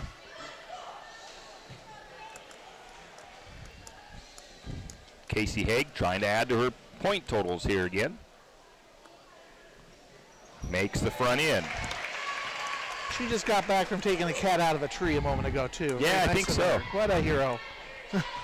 25 points for Haig, 7 rebounds. And that one is a little short on the shot, the rebound to Grangeville. Grangeville working the boards pretty good. They've got over 30 rebounds tonight. St. Mary's does as well. A lot of shots been put up. Bulldogs working around the horn. Both sides. Back to the top and around again. Canaday, jump shot, no good. Put back by Lindsley, no good. Then we had another offensive board and then a tie-up. Cordell gets caught in the face and Norman's jump hurt. ball, and Norman is taking a while to get up.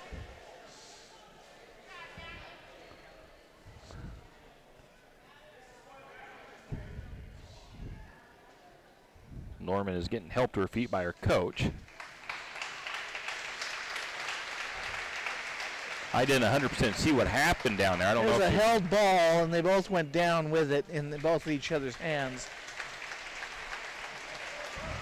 Norman walks off to the bench under her own power. Good to see. Got a nice ovation from the crowd. I have to get a towel in there to clean up the floor. 50-39 is the score. St. Mary's holding on to an 11-point lead now. 4:14 to go in the fourth, and the Bulldogs have 9 fouls. St. Mary's have just 4. Been a clean half as far as fouls go for St. Mary's. Bulldogs have the possession after the jump ball.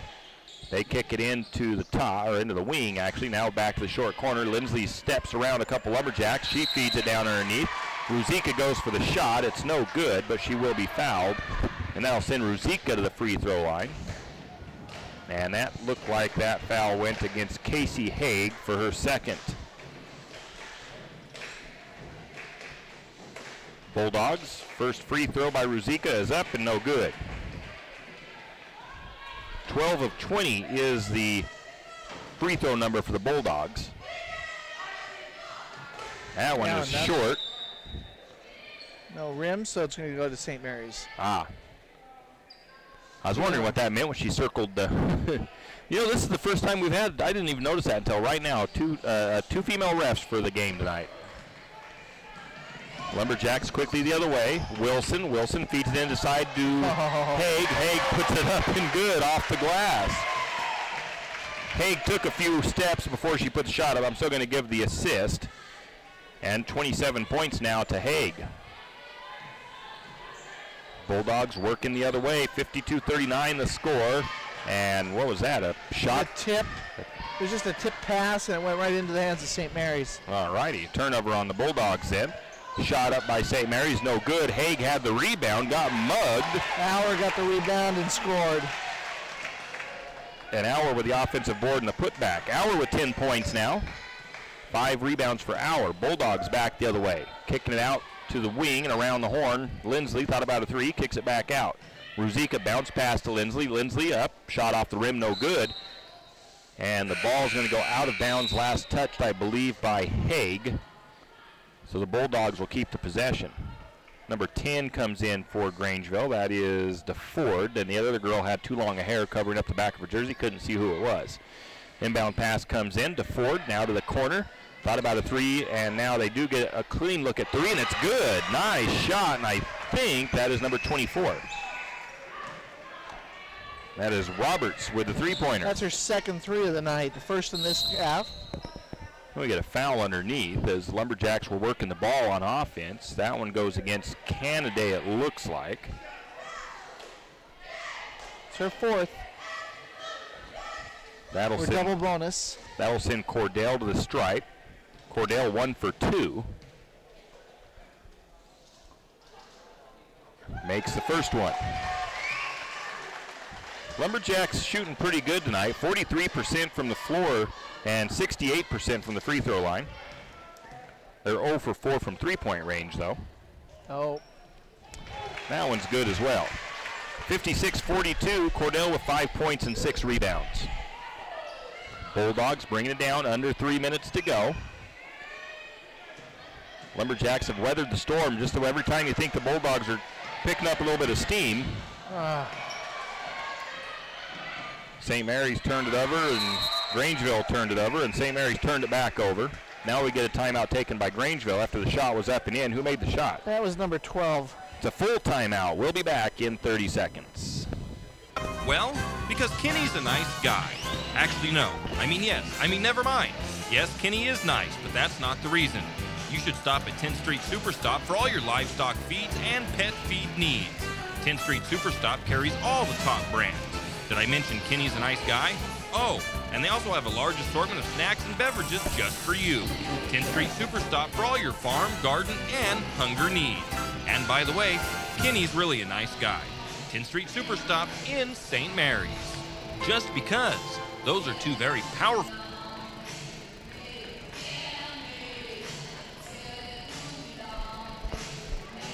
Lumberjack basketball on KUFE, presented by Potlatch #1 Federal Credit Union in St. Mary's, and actually all over in Coeur d'Alene. They've also got them in Lewiston, and there's quite a few down in Grangeville. I'm sure they do.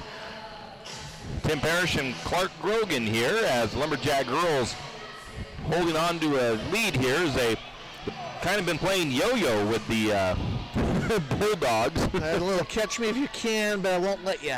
Exactly. You can't do that too often. Lumberjacks inbound, press from the Bulldogs. Cordell bringing it down, gets across the timeline, now feeds it back to Wilson. Wilson into Haig. Haig fouled from behind. She has been the go-to tonight, I'm telling you. No, I'm really hoping she gets 30 points. She's only 3 points away.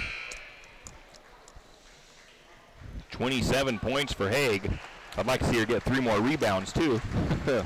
That was Canada's 5th foul. She checks out of the game.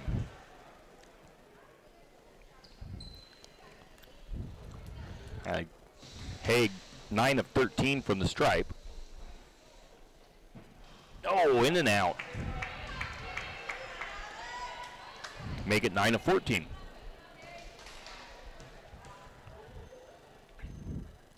Next one, that one goes in. Well, at least she made it to us. She only needs a 2-pointer to get 30 points. And there's 2.5 minutes basically left. Bulldogs working it down, kicking it out to the wing. On the left, that's DeFord. Cross court now to number 14. I think that was 14. She misses. Yeah. Rebound went to, I'm going to say Devin Wilson. Now it's Cordell. Cordell trying to feed it inside to Haig, and Cordell gets fouled. She'll go to the free throw line.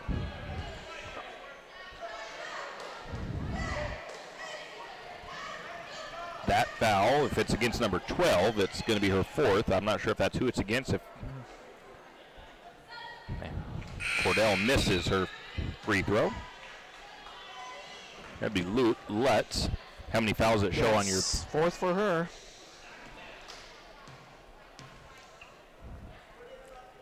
Cordell's second shot. That one goes in. 4 for 6 for Cordell from the charity stripe. She has 6 points on the game. Most of them coming from the free throw line. Back the other way, it's number 3. That's Hill. Now the Bulldogs feeding it around. Back to Hill. Hill down to the corner. Now they bounce inside to Lindsley. Lindsley's been their go-to. Lindsley can't finish the shot to get it to go, and Devin Wilson pulls down the board. Cordell brings it down the floor. Kicks it across to Wilson. Wilson back to Cordell, and again the crowd calling for a travel. I don't know if I've seen it, but they're looking for it. No travel. Haig has it. Now back out to Cordell. Haig looks a little tired out there too.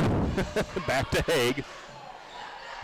Now to the top to Auer, and the Lumberjacks working it around. Lumberjacks not going to take a shot, really, probably, unless they absolutely need to. Haig has it again, and Haig gets fouled. And that foul will be against Lindsley. Her 4th. Okay, Casey. 2 free throws, that's all you got to make right here. First one's in and good.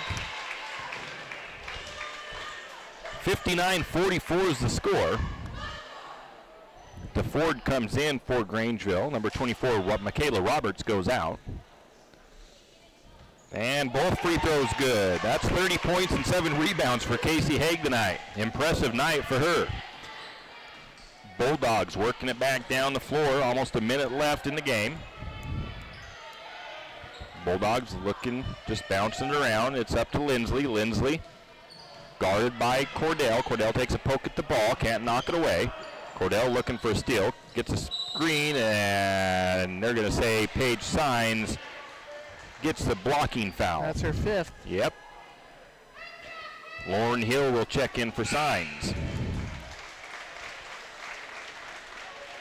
So Paige Signs fouls out with 3 points and a rebound. She also has a steal and an assist.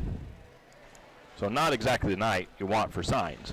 Well, like we've seen tonight, the other players have taken up the slack as needed. So what you got tonight is a great game from Haig. We'll get a timeout taken by, I'm assuming Grangeville. It was Grangeville. 30-second timeout.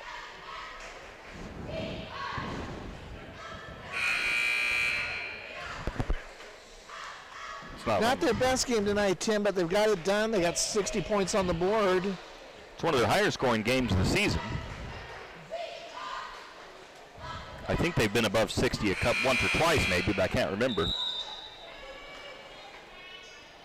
Like I said, they just seem like they get that 15-point lead to 20-point lead, and then they just kind of go into cruise control for a little bit. Then when Grangeville started to make a little bit of ground up, they pick it up again. They get within 9 on them a couple times, but that was as close as they could get. Shot by Ruzika was no good. Rebound was tipped out of bounds by St. Mary's. That is Auer.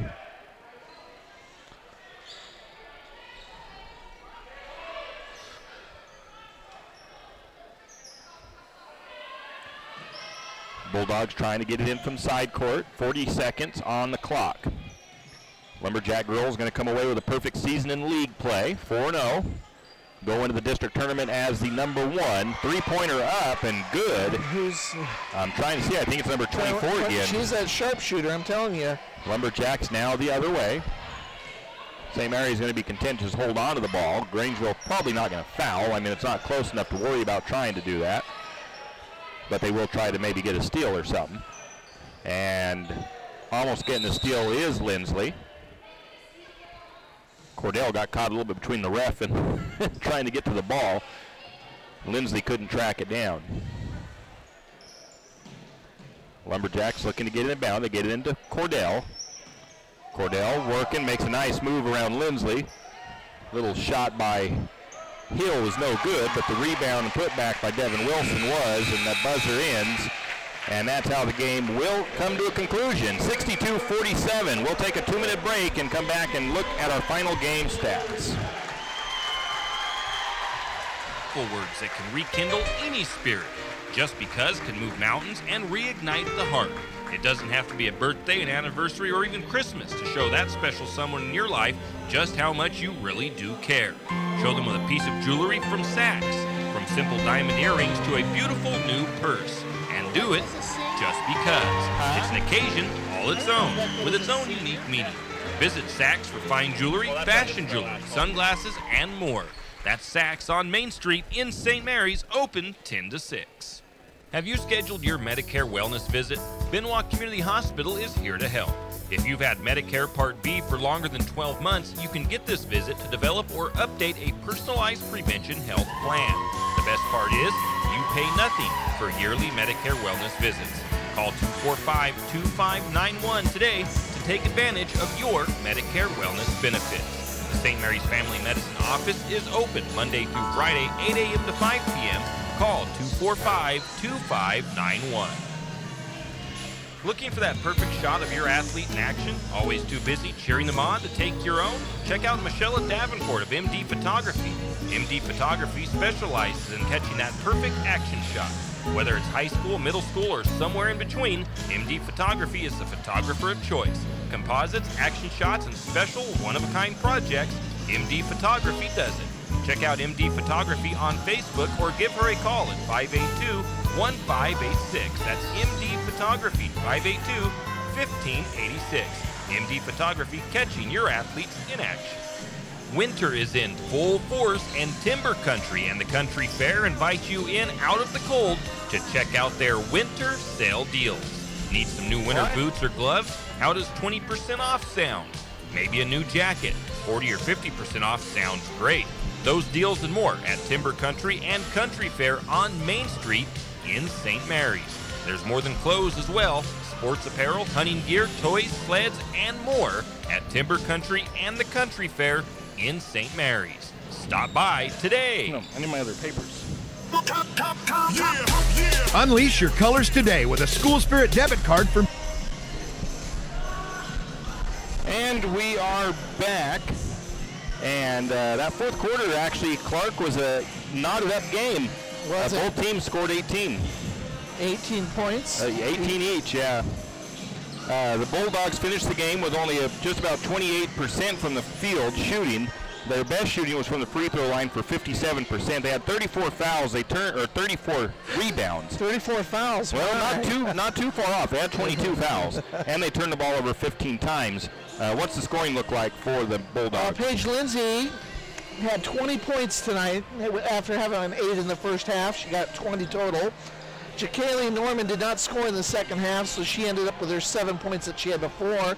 Michaela Roberts was 3 for 3 from three-pointers and came out of there with 9 points tonight. And Colby Kennedy ended with 8 points as well before she fouled out. Not too bad of a night. Still, 4 players are the only ones that scored. They don't have any depth right now, and that's what's probably killing them this year. A very young team. Taking a look at the Lumberjacks, they shot pretty well from the floor, 40%. They were 44% from two-point range. They did not make any three-pointers, 0 for 4. And they shot just 69% from the free throw line, which isn't bad at all. You probably want to see around 70% or so that's pretty close. Lumberjacks had 8 steals, 14 assists, 38 rebounds, 4 blocked shots. They turned the ball over 17 times and committed 18 fouls. That number may be a bit high. Scoring for the Lumberjacks, we've already been talking about it. Casey Haig having a heck of a night tonight. 30 points, 7 rebounds, and 4 assists, and 3 steals as well. Double digits for Kaylee Auer, who finished with 10 points and 5 rebounds. And then we had 6 points for Bechtel with 7 rebounds, 6 points for Cordell with 6 rebounds, 4 points for Borgman, 3 points for Paige Sines, and 2 points and 9 rebounds for Devin Wilson. Wilson also had 5 assists and 3 steals. Nancy Bechtel also had 3 blocked shots in the game. So an overall good night for the Lumberjacks, especially leading into their last game of the season for the Wallace Miners and then on to districts. So like I said, the only thing we'd like to see, I guess, out of tonight's game would have been them playing consistent all the way through, because you're going to have to do that at state. One of the things as a coach I always stress to my kids is keep the foot on their throat until the game is over. It sounds mean, but that's what you want. You got to have that killer mentality. You don't let up on them. Exactly. Well, we have both boys teams on the floor warming up now. We'll take a 3-minute break and come back with some information on this upcoming game.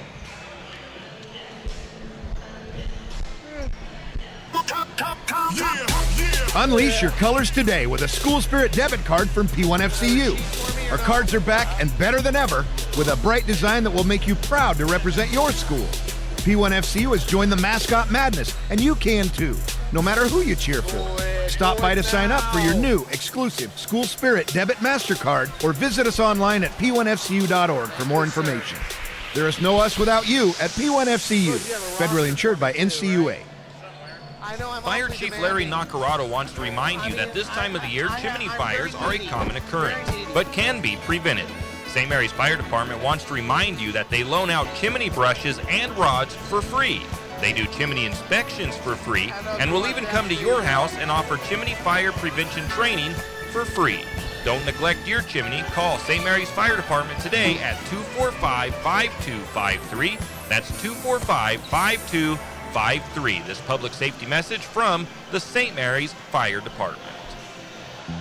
At Les Schwab Tires, we don't just sell tires, but our sign isn't big enough for the name Les Schwab Tires, Brakes, Alignment, Shocks, Rims, and Batteries. And that would also leave off the how we do it part, which would read Les Schwab Honest, Friendly, Trustworthy Tires, Brakes, Alignment, Shocks, Wheels, Batteries, and Popcorn.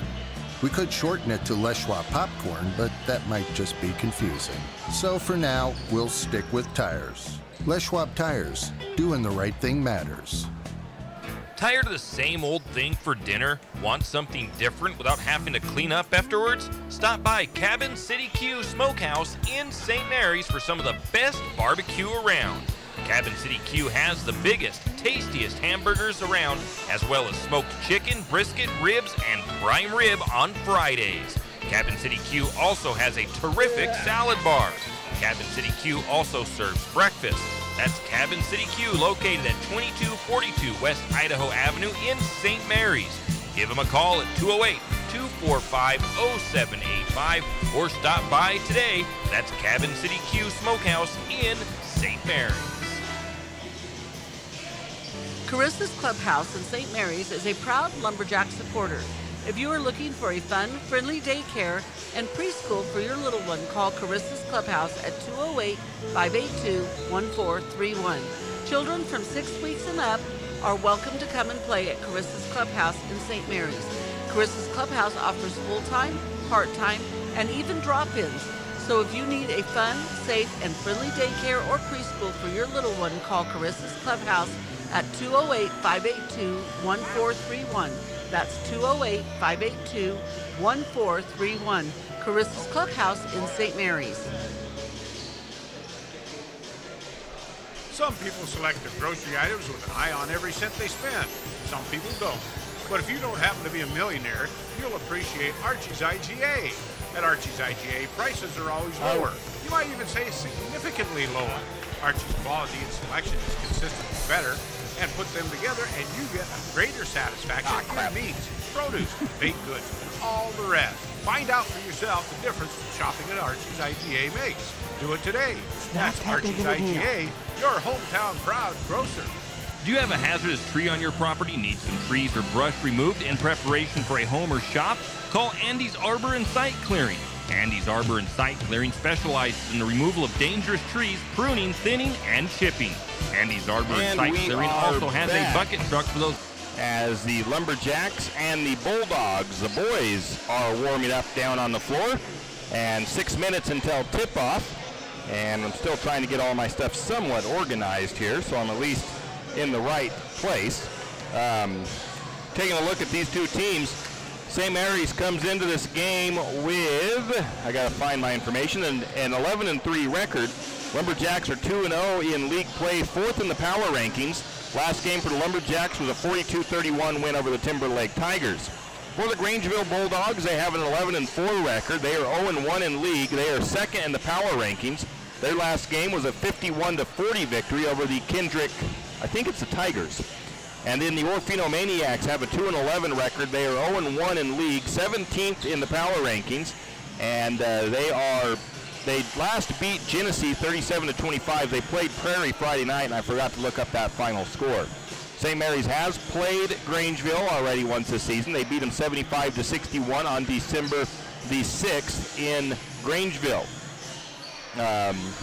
Taking a look here at some other things, the other top teams on the power rankings is Declo at number 1 with a 13-3 record, Ryrie with number 3 with a 13-3 record, and Bear Lake at number 5 with a 13-3 record. So all three of those teams with the same records. St. Mary's in their last game against Timberlake, they shot 77% from the free throw line. Glover Buell had 16 points. He was 8 for 8 from the charity stripe. Howard had 10 points with 7 rebounds.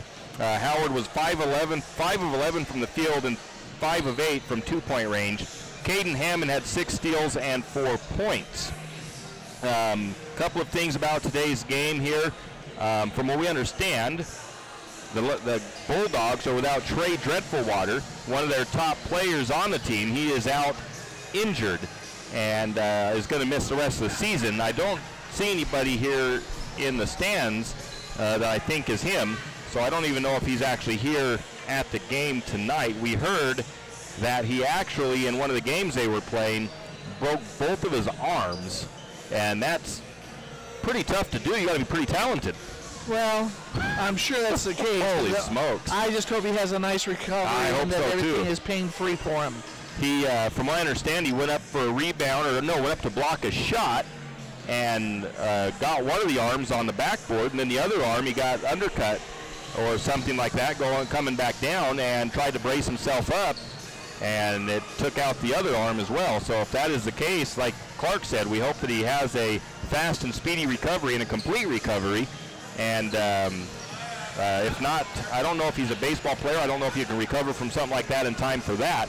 But hopefully he'll be all good and ready to go by next year's football season. He's only a sophomore right now, so he's got a couple more years of ball again here in this league. Yep. Another couple of things I wanted to mention, Dreadfulwater, he scored 15 against St. Mary's in that first game they played. Kennedy had 13. Cashmitter and Dar both had 8.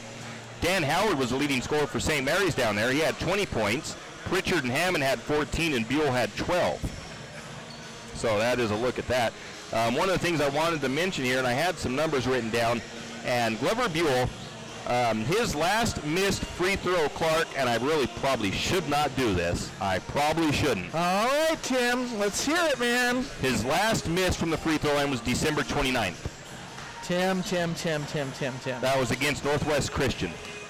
In the 10 games that I have stats for St. Mary's, he is 24 of 28 from the floor, or from the free throw line, and in the last 7 games, he was 21 of 21. Okay, let's see what happens tonight. Well, let's see if I really do the double kibosh, because I found another one. Well, Jackson Pritchard has been 93% from the free throw line. He's 13 of 14. He hadn't missed until Kellogg. All right, so here's what you want to do. But he hasn't missed. He hasn't had a free throw line. So now you want to compensate this. Dan Howard's 0 for 4 in the last 2 games of three-point shooting. So let's see how that works out. So see if we can even some things out a little bit. We got to have the yin and the yang here working both here. Spoken from a Baptist preacher, yin and the yang, please. Okay, Clark. Yeah, well, I really always hate pointing out numbers like that because there's always that whole thing where they say you're going to jinx somebody. But well, the thing you want to do is just wait till the game is over and say something about it. By the time the next game goes around, we'll all have forgotten about it. That's true. Good point. I'm telling you. Sage advice from the wise man here. Let me see that highlighter. Thank you. Just sage advice. Sage advice. Oh, both teams warming up. And see if St. Mary's can get their 3rd league game win of the season here tonight against Grangeville. What a fine day. The weather, well, we woke up and it was snowing today, Clark, but it kind of went away. What was it doing when you came into town? Absolutely nothing. It was just, there were some sun breaks out there for a few minutes, Tim. Wow. That is nice to kind of hear. And if anybody wants to know what the Pro Bowl score is, I don't care because I haven't been watching today. I forgot about the Pro Bowl. Well, I got the scoreboard back up there on there. That's good enough. I don't have enough time to clean it up and make it look even better. But if you're watching it on the YouTube thing, we have the scoreboard up there in the corner. We'll see if my camera stays charged for the whole varsity game or not. If not, oh well. Well, Tim will be here to at least give you the score if it does go out. So nothing to worry about. Got to remember to give the score. I got to get my stats going here. My stat man is behind this. This. That's okay. We're just starting to do the starting lineup. We're going to do the intro here now. So here we go.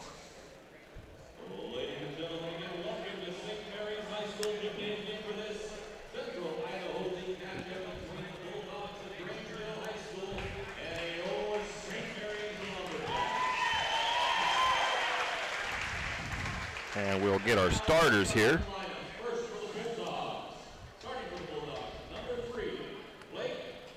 It will be number 3, Mr. Blake Darr. Number 10, Mr. Colby Kennedy. Number 21, Jacob Vanderwall. Number 31, Michael Woods, and I'm sure number 32, Mr. Noah Cashmitter. Boy, a great deduction there. Oh, it was kind of hard to miss that one. Since there were no other ones after 32. For the Lumberjacks, I'm getting this written down here so we can have this all taken care of. For the Lumberjacks, it will be starting number 4, 6'5" senior, Kevin Duffield. Number 15, 6'2" junior, Coy Sands. Number 21, 6'1" junior, Jackson Pritchard. Number 32, 6'3" senior, Glover Buell. And number 50, 6'2" junior, Dan Howard. Lumberjacks are coached by Brian Chase. And I forgot to give you the Bulldogs coach. Their coach is Kelsey Edwards. At least I got the right coach for the boys this time. I didn't say Paige Signs was the coach. Yeah, you still have a chance to coach Chase here. Let's see what you do with that. Okay. It will be Kevin Duffield, I believe, jumping, but never know. Dan Howard has done those duties on occasion as well. But Duffield usually does if he's starting.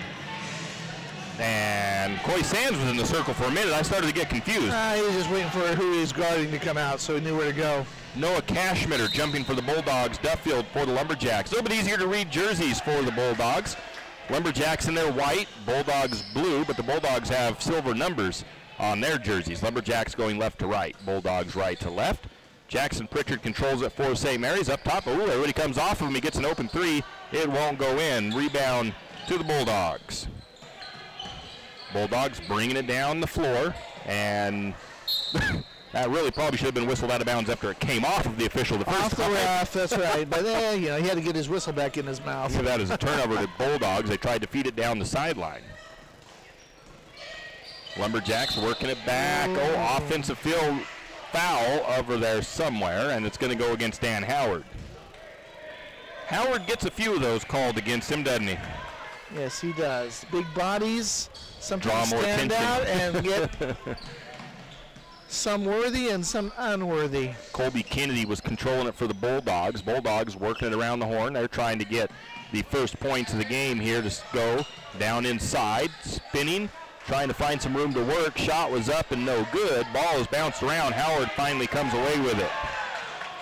That was number 21, Vanderwall, with a shot. Buell's going to take a jump shot. It's no good. Gets the rebound kicked back out to him by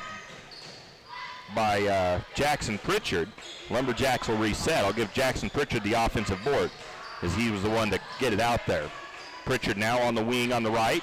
Feeds it to Buell. Buell trying to find some room inside. Shot is up and in. Nice move by Glover Buell. Score 2-0. Early parts of this one. Lumberjacks working a press. Coy Sands steps in front of a pass, takes it away. Coy puts it up and in off the glass. 4-0 is the score. Lumberjacks on top. 2 turnovers for the Bulldogs already. Bringing it down the floor is Dar for the Bulldogs. He's their top ball handler for them. He brings it down across the timeline, weaves his way through traffic, takes it to the hoop, can't finish the shot. Nice move, and it's going to be Glover Buell or Dan Howard with the rebound. Coy Sands makes a little stutter step all the way to the elbow or the wing. He puts a 3-ball up after he got everybody cleared out. No good. Rebound back to Grangeville. Dar brings it down the floor, working it around the horn. It's down to the wing here on the left to Kennedy. Now back to the top to Dar. Dar feeds it off to Woods. Inside, shot is up and good by Noah Cashmitter. 4-2 the score. Down the sideline to Pritchard. Now back out to Sands. Sands back to Pritchard. They got a taste of Pritchard last time, so they're not going to give him too many looks inside. Pritchard can't finish the shot. Howard had the rebound. They go to the floor. Ball is loose. Howard looks like he got caught in the nose or something. He's trying to regather his composure. Buell for a shot. No good. And they finally get a whistle for the somewhat injured player as Howard finally pops back up. And Howard's going to come out still adjusting his face. Caden Hammond goes in. I don't know if it was, maybe it's his jaw. Yeah, looks like he was attending to his nose for a moment there. No, Howard has to regain his composure and get that pain to go away that he's feeling in his face right now. Bulldogs quickly down the floor. Out to the corner to Vanderwall. Now they feed it down inside. Lumberjacks have the ball loose. It squirts out between the legs and goes out of bounds, and it's going to come over to St. Mary's. I'm going to credit that as a steal to Caden Hammond because he got in there and knocked that ball loose. Turnover Grangeville. Jackson Pritchard's going to bring it down for St. Mary's. Or he kicks it to Coy Sands, and Coy Sands takes over those duties. Coy brings it to the left, or actually to the right. Now back to Buell on top.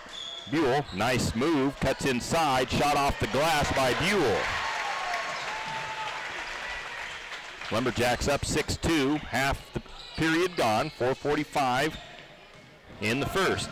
Dar brings all the way down and dribbles it off his foot, turns it over. All Coy had to do was reach down and pick it up. They feed it to Pritchard, cutting. Pritchard gets fouled from behind as Pritchard had a nice open look to the basket. That will send Pritchard to the free throw line. I just said he hasn't been to the free throw line since Kellogg. Cashmitter with a foul. So let's see if Pritchard can keep the free throw shooting going. He's 93% from the charity stripe. Makes that one. Tyler Lohman going to check in for the Jacks. Duffield comes out.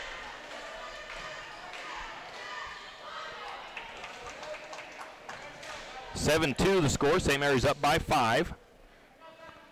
And that one is in as well. 8-2. Bulldogs inbound. Lumberjacks showing a little bit of a pressure look. Now they show full-on pressure, and they kind of back out of it as the Bulldogs bring it up the floor. They get him trapped. That is Fry, and then a foul going to be called against St. Mary's. When you play an aggressive trap defense like that, sometimes I can see why you get so many fouls called against you. They called on Hammond, I guess. Yeah. Okay. You start to double team guys, and they hold that ball for so long. If you're not really careful with those arms and elbows, you can get called pretty quickly. Bulldogs have it back into the hands of Dar. He's going to do a little stutter step, drop back, and puts it up for 3. 8-5 the score now. Buell back the other way. Buell looking to step inside. He's going to get fouled. He's fouled by number 32. That's Cashmitter. That's his second. As Buell was cutting through the lane, Buell. I'll tell you, Cashmir's getting his hacks in pretty well, too. Buell smartly covers his head up as he goes to the ground.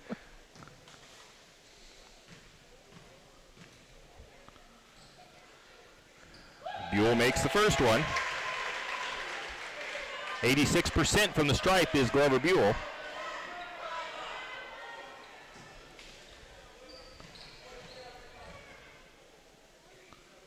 Next one is good as well. Tim, just like I told you the other night, you need to have a go-to guy to get those free throws, and Buell looks like that player for you. Lumberjacks almost get the steal on, actually, Coy did get the steal for a second, but ended up giving it back. Dar working his way down the floor. Pretty good ball handler, that's for sure. He brings it all the way across, all the Lumberjacks trying to swipe it out of his hands. Vanderwall works his way into the paint, works his way back out, steps up and puts the shot in. Nice move by Vanderwall. 10-7 the score. St. Mary's up by 3. Hammond bringing it down the floor. Hammond up to the top now, slows things down. Now he's just being patient, working against Cashmetter. Kicks it to Pritchard. Pritchard kicks it back out to Buell. Buell for three. That's going to be short. Coy Sands comes back with the rebound. And the putback is up and good. Coy Sands 2 for 2, 4 points, shot up. A lot of contact. I'm surprised there was no foul or nothing called. Must have been pretty clean. And the ball goes out of bounds off of the Bulldogs. Checking in for Grangeville's Brazen Norman. Howard's coming in for Buell. Yeah, Howard checks back in. Good to see. Duffield's going to come in as well. Coy Sands comes out. 12-7 the score. St. Mary's up by a few. 4, 5. 12 minus 7. Leave me in. Down into Lohman. Lohman guarded, gets it to Howard. Howard underneath, shot up, no good, but he's fouled. After this season, you may not want me back, Tim, if I keep this. Yeah, math is easy, but I don't know why I get confuzzled sometimes. It happens to all of us. I guess what I'm trying to do on the run, it takes a little bit more time sometimes. What are you saying, Tim? Howard makes the first free throw. 40% from the stripe on the season. And that one falls through.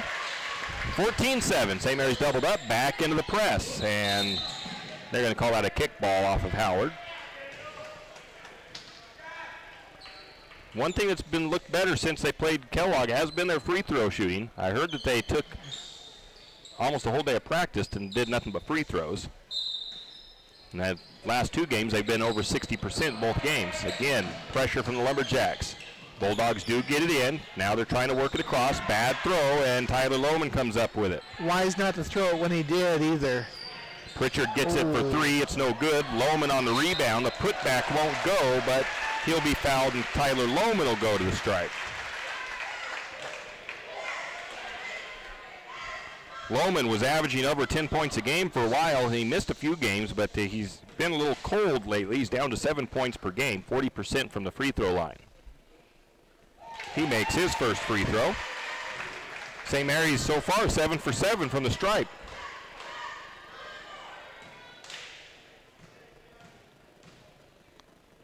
Next one on the way. That one is off the iron, and Tyler got his own rebound. The putback was no good, and Bulldogs finally get the rebound. The throw, the pass down the sideline knocked out of bounds by Hammond. Jackson Pritchard comes out for the Jacks. Checking in for him is Eli Gibson, the freshman that has been very impressive this season. He hasn't got a lot of points, but he's just played very well. Dar, nice move to the basket, doesn't finish on the shot. Duffield on the rebound. Lumberjacks back the other way. Gibson has it. He hands it out to Pritchard, or to Hammond. Cross court to Duffield. Duffield for 3, and it's going to be off the iron, no good. So close. Rebound to the Bulldogs. Bounce pass down the sideline. Dar steps inside short corner. Shot is up and good by Blake Dar. 15-9 the score. 2:02 to go in the first. Hammond working his way down the floor, going to get a foul on Dar as he bumps hips with Hammond. And I haven't marked a couple of fouls down here. That's at least... That's his first, and that is the team 5th. Team 5th. Well, you got him where you want him. They said 5 up there. I must have missed one. As it pertains to fouls, you've got Grangeville where you want them before the end of the first period. You got them with 5 fouls already. Caden Hammond working. St. Mary's only 2, so that's good. Duffield works it down inside to Howard. Howard goes up strong. Comes off the rim, though. And Howard gets his second foul. Yeah, I see that a lot. You know, when you make a great-looking shot, it doesn't fall, and then you want to get that ball back, and you end up getting a foul instead. Still, great effort by Dan. 21 checks out for the Bulldogs. That's Vanderwall. I think it was number 12 that came in. That's Kyle Fry. Dar has it for Grangeville. Minute and a half in the first period. 15-9 the score. St. Mary's up. Lumberjacks didn't pressure this time. Dar brings it. He's going to stutter for the three. Doesn't do that. They feed it down inside to Cashmitter, and Cashmitter puts it up and good. 15-11, 4-point lead for the Lumberjacks. Gibson down inside to Buell. Buell spins, and Buell gets fouled. By 12, I believe. Yeah, that was a little bit unnecessary by Fry. It was already taken care of by the guys in front of him. And they send Glover Buell back to the free throw line. That's Fry's second foul. There's the one I missed. So Glover goes to the stripe. And that one goes in. Glover Buell 3 for 3. I guess he expects those high fives from everybody after that one. He has had his hand out there forever waiting for Duffield to step in and give him the high five. Well, I don't want to touch a hot hand. Yeah. Man. Buell makes both of those. Buell already with 8 points in the game. Bulldogs working their way down. Pressure by Lumberjacks, and maybe Lohman. I would have to believe Lohman going through the back there. They gave it to Sands. Did they? He did. He got him too. Oh, they did give it to Sands. Sands first, team's fourth. They were both there, Tim. It could have gone either way. Inbound pass comes to Cashmitter, backs it back out to Kennedy. Kennedy underneath to Norman. Norman back out to Kennedy. Kennedy fakes the three. Buell gets the body check on him, but they don't blow a whistle on that one. Kennedy puts it up and good. 17-13. St. Mary's back the other way. St. Mary's up. Hammond gets a nice look at third. No, Buell gets a nice look at two. Can't get the shot to drop. Rebound goes back to Grangeville. Grangeville bring it down with 41 seconds. Kennedy brings it to the top. Hands it off to Dar. Dar takes it down inside on the short corner on the right. And Buell almost takes the ball away. Shot now up by Kennedy. It's up and good. Number 10 is Kennedy, right? Yes. 17-15. The Bulldogs cut it down to 2. Lumberjacks working now. 18 seconds on the clock. Coy Sands has it up top. He's getting a screen. Tries to work his way through traffic. No look pass to the corner to Duffield. Duffield for three. Oh, just off the front of the iron. Rebound to the Bulldogs. Now they will set for, and they cannot get a shot off as the buzzer sounds. 17-15 after one. St. Mary's up by 2. We'll be back in 1 minute. Do you have a hazardous tree on your property? Need some trees or brush removed in preparation for a home or shop? Call Andy's Arbor and Site Clearing. Andy's Arbor and Site Clearing specializes in the removal of dangerous trees, pruning, thinning, and chipping. Andy's Arbor and Site Clearing also has a bucket truck for those hard-to-reach areas. So if you're in need of some thinning, tree removal, and site preparation, call Andy's Arbor and Site Clearing at 208-582-2134. That's 208-582-2134. Andy's Arbor and Site Clearing proudly sponsors this Lumberjack Sports broadcast. Do you need...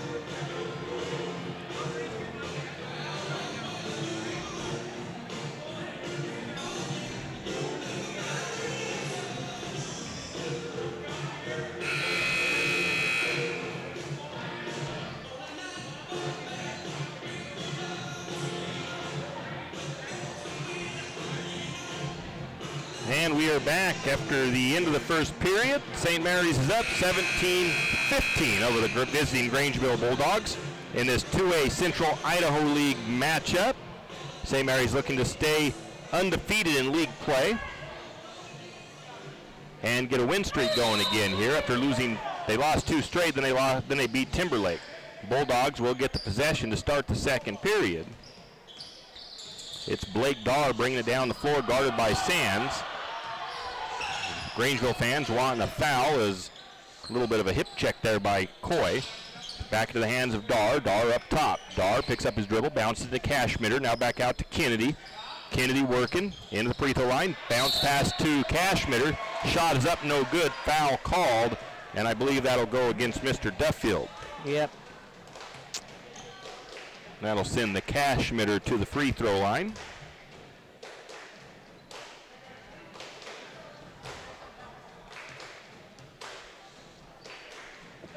He will shoot 2, and he makes the first one. Nice looking form. See if they can tie it up here.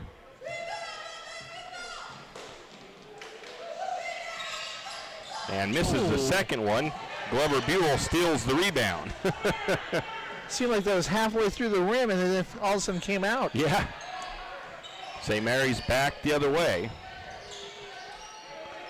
Pritchard has it, works it inside to, Glover. Violation. Glover spending a little bit too much time in the lane. I didn't really notice it, but then I realized after they whistled, he'd been in there for quite a while. The tent was an indication there, Tim. Yeah, he was starting to camp out a little bit. He was about ready to get the s'mores out. Blake Dar brings it down, passes it across. They get it down to, that's number 11. That is Hunter Shue who gets fouled going to the basket. Not sure, there's a bunch of bodies in there. That one is going to go against Duffield as well. Tim, in the last couple of minutes of the last quarter and the beginning of this one, the defense has gotten a little suspect. They're getting a lot of close-in shot looks at the ball, at the free throw for shooting. I really know what I'm trying to say, just didn't want to come out. Shue makes the first one. Tie game here, 17-all. Duffield goes out. Caden Hammond comes in. Duffield working on that bicep on that left side like he got a little Charlie horse going on. Maybe a cramp. Shue on the next one. Nice form. Bulldogs take a 1-point lead. First lead of the game for the Bulldogs. Coy Sands brings it down. We were up 17-9 a little bit ago, and yeah, this is what we got going on right now. So St. Mary's is going to have to. There we go. Nice look. They have to do that. Coy Sands feeds it to Glover. Glover from the blocks on the low post puts it up and good. 10 points for Buell. St. Mary's retakes a 1-point lead. Bulldogs getting it down across. Lumberjack defense wasn't back where it needed to be. Cashmitter puts it up and in off the glass. Back the other way, it's Pritchard. He kicks it to Hammond. St. Mary's trails by 1, 19-20, underneath to Buell. Buell, nice move, can't finish the shot. And we get a whistle, travel. Norman there. After the Bulldogs came away with the rebound. Dan Howard's going to come back in. Gibson comes out.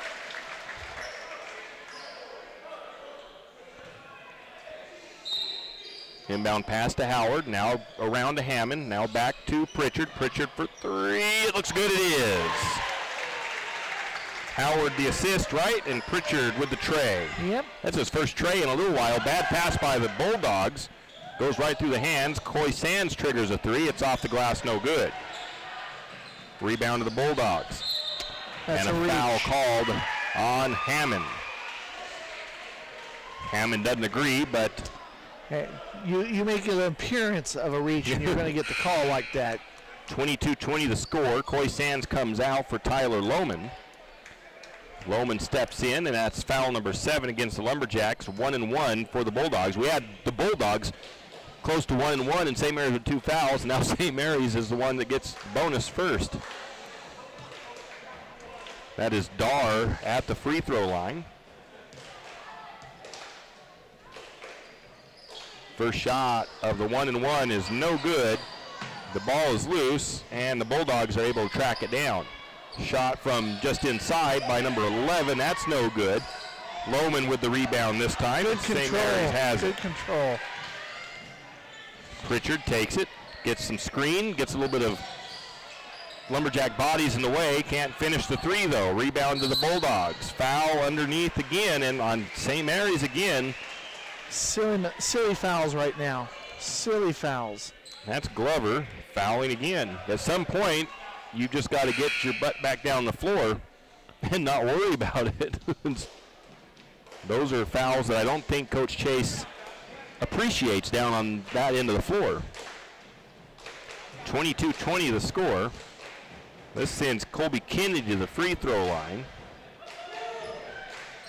And the first one's nothing but net. 22-21, St. Mary's holds on to a 1-point lead.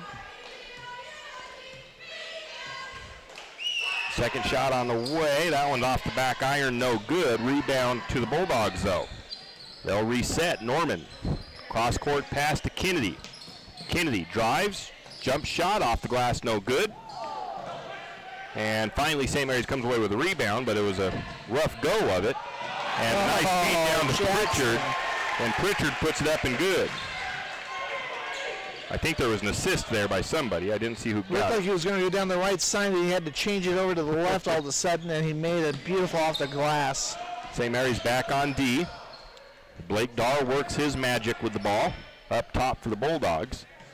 He bounce passes to Norman on the corner on the right side. Now into Cashmitter, back out to Kennedy. Kennedy works, that's actually Hunter Shue. Shue gets a shot blocked by Tyler Lohman. Rebound Lumberjacks, they take it the other way. Pritchard to Hammond, Hammond on top. Lumberjacks slowing things down, 4:45 to go in the second period. They try to feed it inside to Howard. I didn't think Howard was going to be able to come down with it, but he does. And Howard puts it up and in off the glass. 26-21, St. Mary's able to re-stretch their lead out to 5. Dahr makes a nice move along the sideline. Jump shot for Dahr, it's up and good. Nice looking jumper from Dahr from the right side. Now Hammond brings it down. St. Mary's going to see if they can answer that one back with another 2 of their own. Hammond takes it down near far side of the floor, up top to Lohman. Lohman almost loses it, gets his shot blocked, tries to draw the foul, and not going to get the call. Few people in this crowd don't seem to like that call at all. One of them being coach. To me, it looked like Tyler did a little bit of a flop job there trying to get the call, but it was good acting then on Tyler's part. We'll give him that. Yeah. Caden Hammond comes out. Coy Sands back in. 4 minutes on the clock. Into Howard. Howard to Buell and around the horn. Coy Sands has it now on the right wing. He's going to drive, bounces it into Lohman. Lots of bodies there, and it's going to be a turnover, St. Mary's. Back the other way. Oh, he just traveled. Oh, little extra step by Vanderwall, but he gets it up and in, number 21. Score 26-25. Pritchard, Lohman for a quick 2. It's up and in. The assist from Jackson Pritchard. St. Mary's to a 3-point lead after they had a 6 again. Now it's back down a little bit. Bulldogs playing very well, and Dahr, that might have came off of Tyler. Out of bounds, I thought from my angle at first it looked like Dahr just dribbled it right out of bounds, but they say Tyler Lohman affected that. So the ball stays with the Bulldogs. Dan Howard comes out. Gibson back in. 28-25, 3 minutes to go in the second. Vanderwall had it, fed it into Norman. Buell reaches in, ties it up. Possession arrow goes to St. Mary's. Coy Sands has it for the Lumberjacks, bringing it down the floor. 3:09 before halftime, 28-25 the score. St. Mary's up by 3. Coy Sands to Buell. Buell jump shot short off the glass, but the rebound to Lohman. Another shot by Pritchard, and Pritchard puts it up and in. A lot of extracurricular activity away from the ball. That was a 3-pointer, and I believe the travel. Lohman is playing some very good defense right there. I think Tyler Lohman had the assist on that 3-pointer by Pritchard, didn't he? Yeah, he got the rebound. Oh, well, that'll go to. We'll work out in the end. 31-25 as St. Mary stretches it back out again to a 6-point lead. They get the turnover from the Bulldogs. They travel, so they get to maybe try to add a few more. Coy almost took an extra step there, but he realized what he was doing. Feeds it over to Buell. Buell to Lohman, or to Sands. Now back to Gibson. Gibson's going to drive. Oh, the shot just falls off the rim by Gibson. He had a good look. Now we get bodies hitting the floor. Oh, that was all ball. And a whistle and a foul call Should this be way. Grangeville's ball, but not a foul. I'm not liking that call. And they called that one against Glover. I think that was Lohman. Yep, Tyler Lohman. It's his first. I didn't like that call at all. I'm sorry. That sends Hunter Shue to the free throw line. And misses the 1-and-1. And the rebound went to Glover. Gibson has it outside, kicks it to Buell. Buell's going to drive, kicks it out to Sands. Sands to Pritchard, who got a slightly good look, and then quickly closing down was Norman. Now back to Buell. Buell top. Buell jump shot in. Nice shot by Buell as he took just a quick step in right up to the free throw line. Jump shot over the top of Norman. Now the Lumberjacks back into a press as the Lumberjacks are starting to get a little bit of that was on Pritchard. A little bit of a momentum shift, and then Pritchard fouls. That's Pritchard's first. Double bonus now for Grangeville. That's in Shu back to the free throw line. He was there just a moment ago and missed the first one. Now he'll get 2, but we'll see what he does. I don't know if he's made many from the free throw line or not. He's 50%. Now he's 3 for 4. Coming in for the Bulldogs is number 12. Going out is Norman. 12 is Kyle Fry. He's a sophomore. Fairly young team for the Bulldogs. They only have 1 senior. 2 seniors. That one's good as well. And we're going to get a timeout. No, they're trying to get the sub in, I believe. Now, I guess the subs aren't getting far enough to the middle of the scorer's table, so I think the ref was telling Coach Edwards to make sure his subs get far enough over so they know what's going on. Coy Sands is going to bring it down for St. Mary's. Gets it across the timeline, hands it off to Gibson. Gibson to Pritchard as they start a weave. Pritchard gets an open look from 3, just short off the iron. Rebound goes to Grangeville. Grangeville back the other way. Dar kicks it out to the corner. Now back to Dar. Dar up top. Coy Sands, Lumberjacks playing some stiff defense, not really letting them get anything open. Nice cutting move, though, by number 12 as he comes through the paint, Kyle Fry, and he puts it up and in.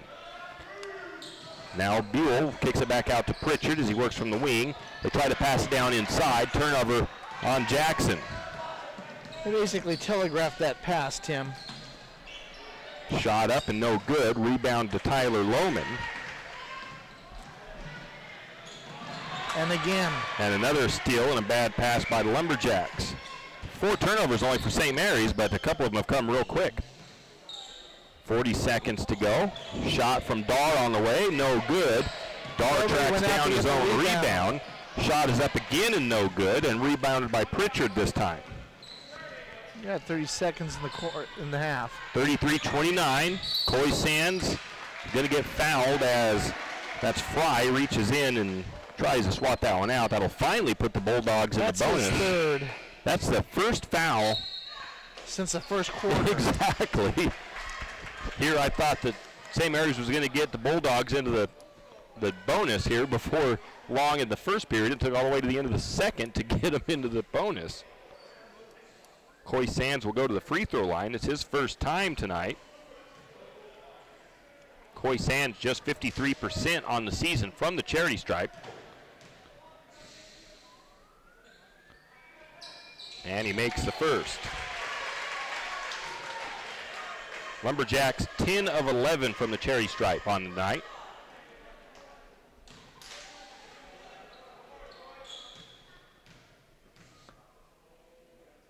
Coy's next one. That one looks good. It is. Ooh, they wave off the shot. Doesn't count as a miss though, does it? It just counts as no shot. No shot. They called must have been a lane violation. I thought they called a foul. They said Lohman stepped in too soon. Lumberjacks into the press. 34-29 the score. Good hustle when there's no ball to be put into play at that moment by about 3 or 4 players. As a coach, you really appreciate it, but you need to have ball presence too. Bulldogs, nice ball movement. St. Mary's got caught a little bit on that one. 34-21 the score. Now Gibson's going to take it all the way to the hoop, and he's going to get foul. That's against Cashmitter. Boy, when Cashmitter fouls, he lets people know they've been fouled. Cashmitter's a big boy. Yes, he is. They don't show height on their roster, but he's definitely over 6 foot tall. He's got some bulk to him. It's not just muscle to the kid. Yeah. And Gibson's free throw is in and out.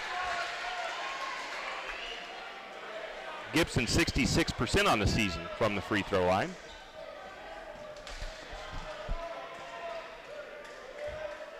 Second one on the way off the front of the iron. Rebound to Grangeville. And they had plenty of time to try to bring that thing down the floor. It was 5 seconds, and number 31 just heaves it. That's Michael Wood. St. Mary's will get a possession with 3 seconds on the clock.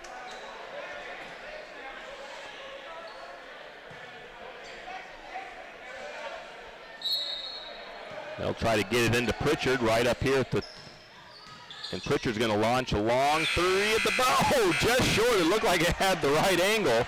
It just was a little short. 34-31 at halftime. St. Mary's is up. Will be back in 3 minutes. Need help finding that perfect gift? Looking for that personalized touch? Come to Jack's Pharmacy in St. Mary's and let us fill your balloons. Not only does Jack's carry all of your gift and party supplies, but we're here to serve you with all your personal care items. Come in and let our personal care experts help you find just what you need from our wide selection. If we don't have it, we can get it. Plan your party at Jack's Pharmacy, your good neighbor pharmacy, where you'll receive personalized service and attention.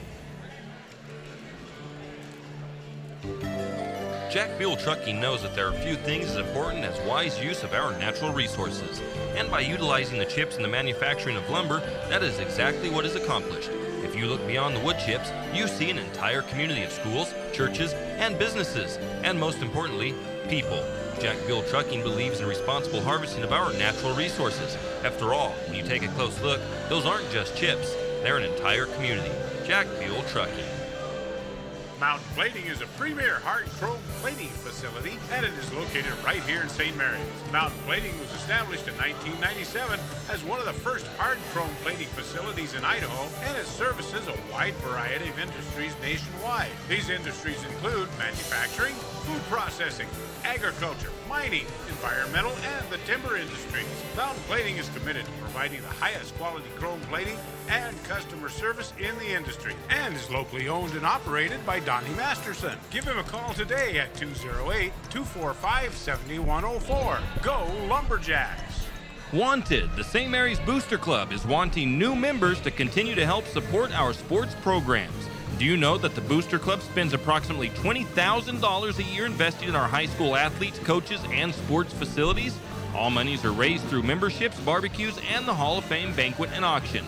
All monies raised this year will be used in the 2017-2018 school year booster budget. To become a member or for more information, call Lynn Masterson at 568-1802. That's 568-1802, and go Lumberjacks! Winter is here, and it's time to get your animals ready for the winter weather. XXX Feeds in St. Mary's has what you need to keep all your critters comfortable in the cold temperatures. From trough heaters, straw, to insulated horse blankets, your animals large and small need extra attention just like you. So don't forget, while you're stacking your winter firewood, your furry family members need winterizing also. Also, don't forget the wild critters. XXX Feed has wild bird food, deer feed, and game blocks. See XXX Feeds in St. Mary's today, because winter ain't gonna wait. Looking for a new-to-you rig? You're in luck, because Dell's Used Cars has your next truck. Dell's has the best variety of pre-owned trucks in one location anywhere south of the internet. Any make, any model, and new inventory arriving daily. Dell's also will take your trade-in, paid for or not. Financing available through Potlatch, Spokane Teachers, Numerica, and a handful of other lenders offering the most competitive interest rates available in the market today. Dell's staff is laid back and knowledgeable and ready to answer any of your questions. Come into Dell's Used Cars, located at 1818 North 4th Street in Coeur d'Alene, or visit their website at dellscars.com. Dell's Used Cars, doing things different since 1974. For all your plumbing needs, call Nick's Plumbing and Heating. With Nick's professional staff, you can be assured of guaranteed quality.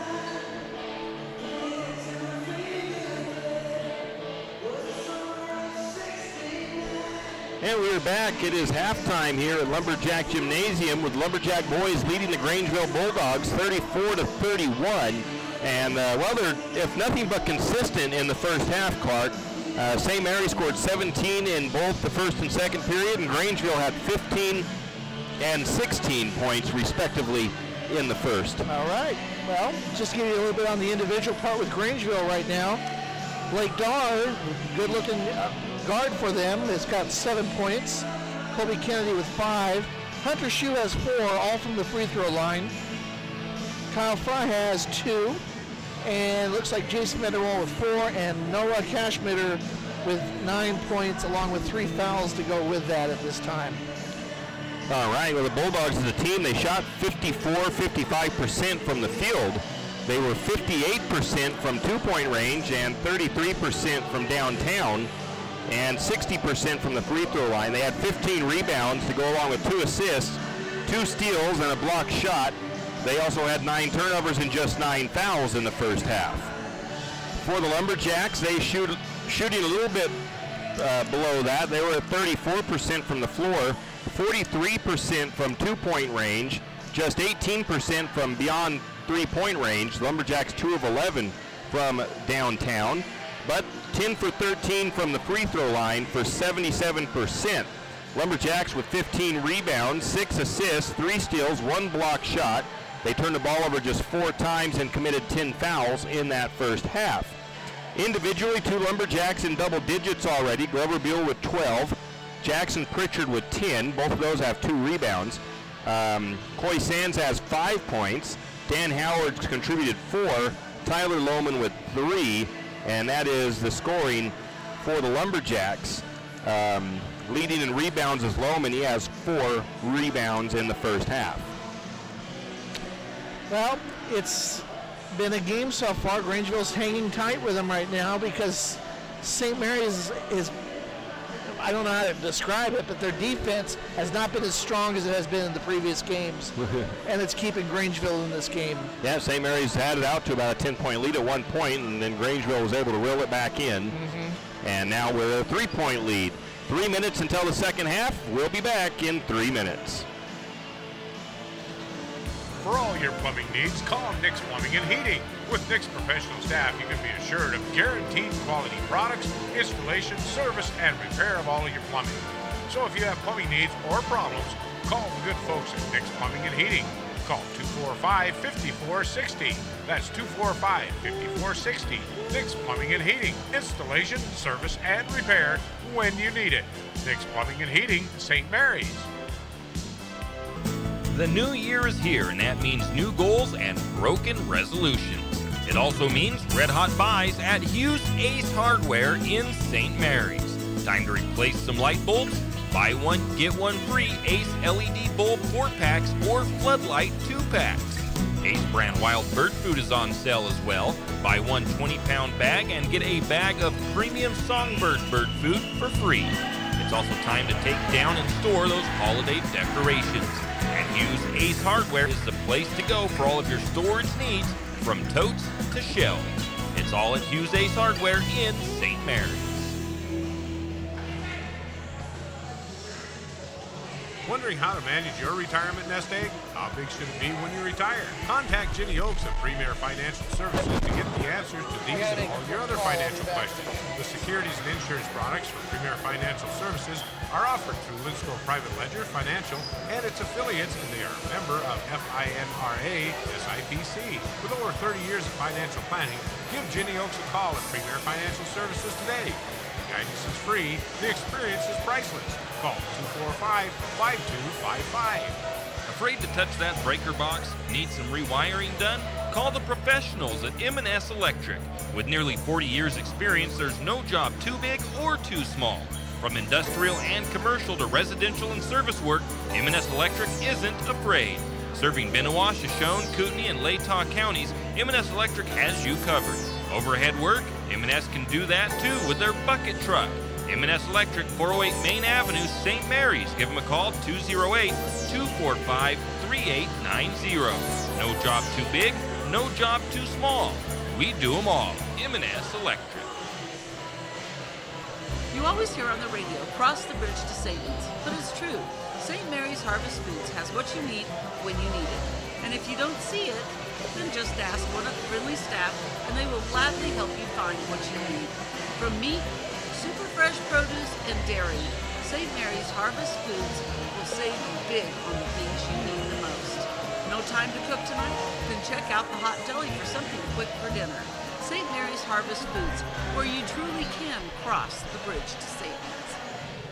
Are your friends and family tired of sleeping with Fido when they visit? Maybe Fido's tired of sleeping with them. Either way, the Pines Motel is there to save the day. With large, spacious rooms, comfortable beds, and even a mini fridge, Fido may get jealous. Save the floor for Fido and call Kevin of the Pines Motel at 245-2545. That's the Pines Motel in St. Mary's. I'm sure your friends and family would appreciate it, and so would Fido. Have you ever noticed that some companies are around for decades, and you really don't notice them until you actually see them? Kenneth Bechtel Trucking is one of these. Kenneth Bechtel Trucking has been a fixture in St.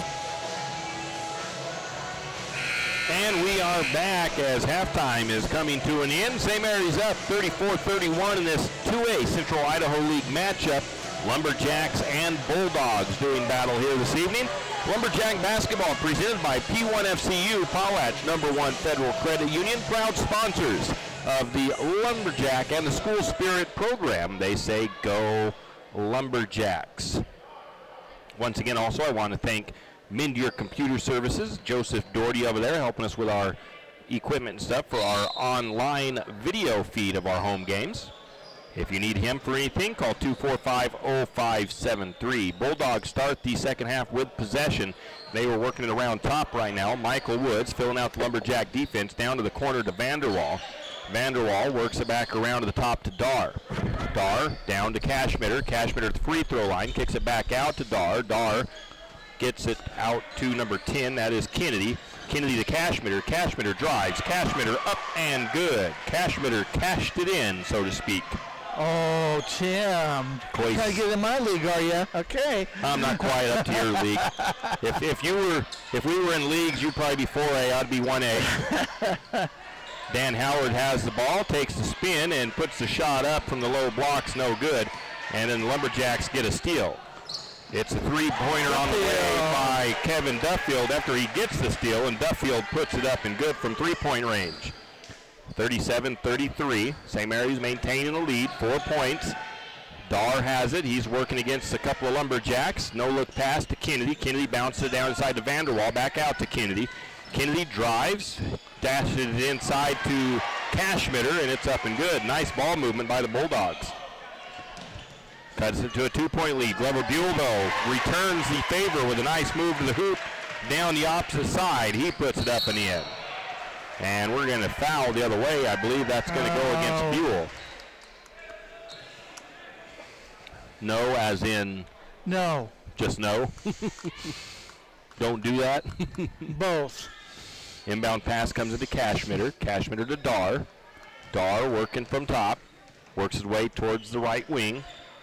He's guarded by Sands. Now they kick it out to number 21, Vanderwall. Vanderwall feeds it inside. Now back to Vanderwall. Vanderwall cuts it in, puts it up and in. Nice move by Vanderwall. 39-37.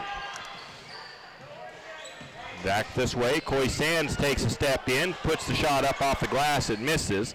It was a good thought. It just was a little bit too much power. Good thoughts don't always make baskets. No, rebound goes to Dar. Or actually goes to the Bulldogs, and the Dar controls it. Now they feed it down inside to Vanderwall. Vanderwall gets the ball stripped out of his hands by Howard. Give Howard the steal, turn over to Grangeville. St. Mary's brings it back. Coy to the corner, or Glover to the corner. Driving is Pritchard. He kicks it out to Howard. Howard steps inside, too much on the shot, gets his own rebound. Goes back up again, no good. Offensive rebound, goes up again, and is fouled. Dan Howard working hard underneath. First foul of the second half against the Bulldogs. It goes against number 21, that's Vanderwall. His first. Howard 2 for 2 from the charity stripe here tonight. That one short-armed a little bit. Yeah. Caden Hammond's going to come in. Coy Sands goes out.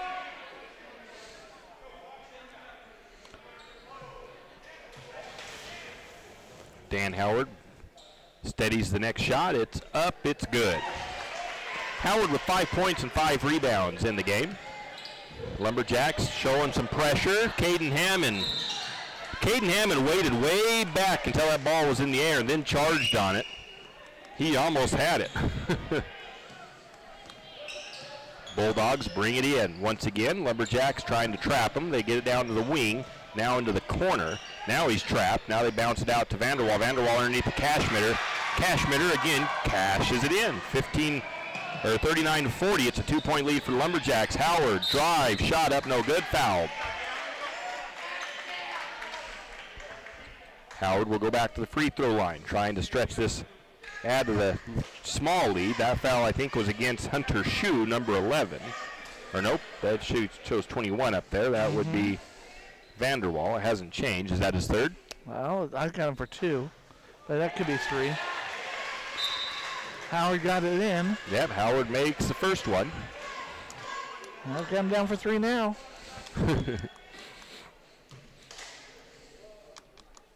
2-point lead for the Jacks. And, in and out on that one. Rebound to the Bulldogs. Dar brings it down. He's working against Hammond. Hammond with his quick feet likes to try to get steals. Brazen Norman's checked in for Grangeville. Up to the top to Cashmitter. Cashmitter's kind of like Howard. He's got a little bit more height than Howard, but he's underneath. He's a beast. Shot was up and no good from 3-point range. Howard, though, on a bad pass after the rebound. Howard turns it over. And I don't know what happened. Jackson stole the ball. Jackson Pritchard steals it back for St. Mary's. Back down. Pritchard gets the look. Way short. It's not something you often see from Pritchard. Nicely done. Caden Hammond gets an offensive rebound as he's flying out of bounds, and then he bounces it off of a Grangeville player, so St. Mary's will keep the possession. That's the first time I've ever seen Pritchard airball. Pritchard has it at the top, now down to the corner to Hammond. Hammond looking to move it, feeds it out to Pritchard back on top. Pritchard screened, gets it to Duffield, and Duffield drains the three-pointer. Duffield 2 of 4 from downtown. 44-39 is the score. Bulldogs working it down inside. Nice job by Dan Howard to kick that ball out of bounds as they had Cashmitter cutting down the right side of the lane. And there wasn't really anybody there that could guard him. Heck, I don't know if there's anybody on the team that can really guard Cashmitter anyways. Even Howard has a hard time. Dar has it. Cross court to Kennedy. Kennedy backs it back out to the top. That's Woods. Now back to Kennedy in the corner. Kennedy cross court to Dar.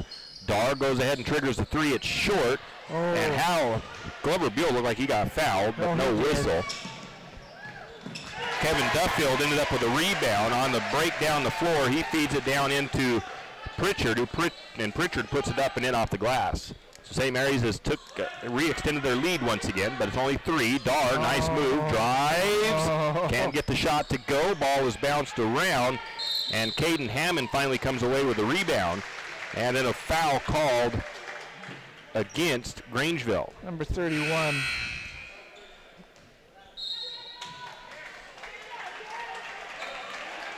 And that is Michael Woods. He checks out of the game. I think Hunter Shue has come back in for the Bulldogs. St. Mary's will inbound, no pressure from Grangeville.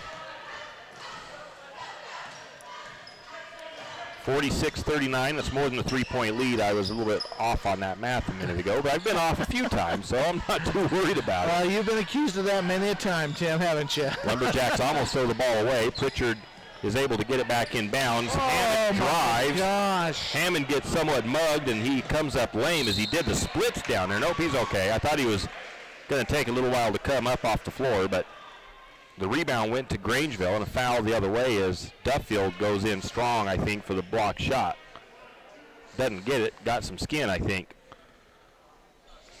Look who's at the line. Duffield's third. Coy Sands, Glover Buell getting ready to come in. Did they? Cashmir's 1 for 2. Did he miss that? Did he just shoot a free throw? Or No. Hasn't even had the ball yet. Okay. So Cashmitter lines up for the free throw. Misses the first one. That's a 6-point lead for St. Mary's. Try 7. 7. Ah, jeez. 7. We're going to have a math class on Tuesday, Tim. I'm going to stop doing that. Misses that one as well. Tyler Lohman crashes the boards. Just say they have a lead. Yeah, I'm going to let our audience figure out the difference. I don't know what's wrong with me. Gibson has the ball. Gibson works his way down to the wing, kicks it back out to Buell. Buell works his way, steps into the paint, shot is up, falls in, and the foul. Oh, I guess my scoreboard went dead.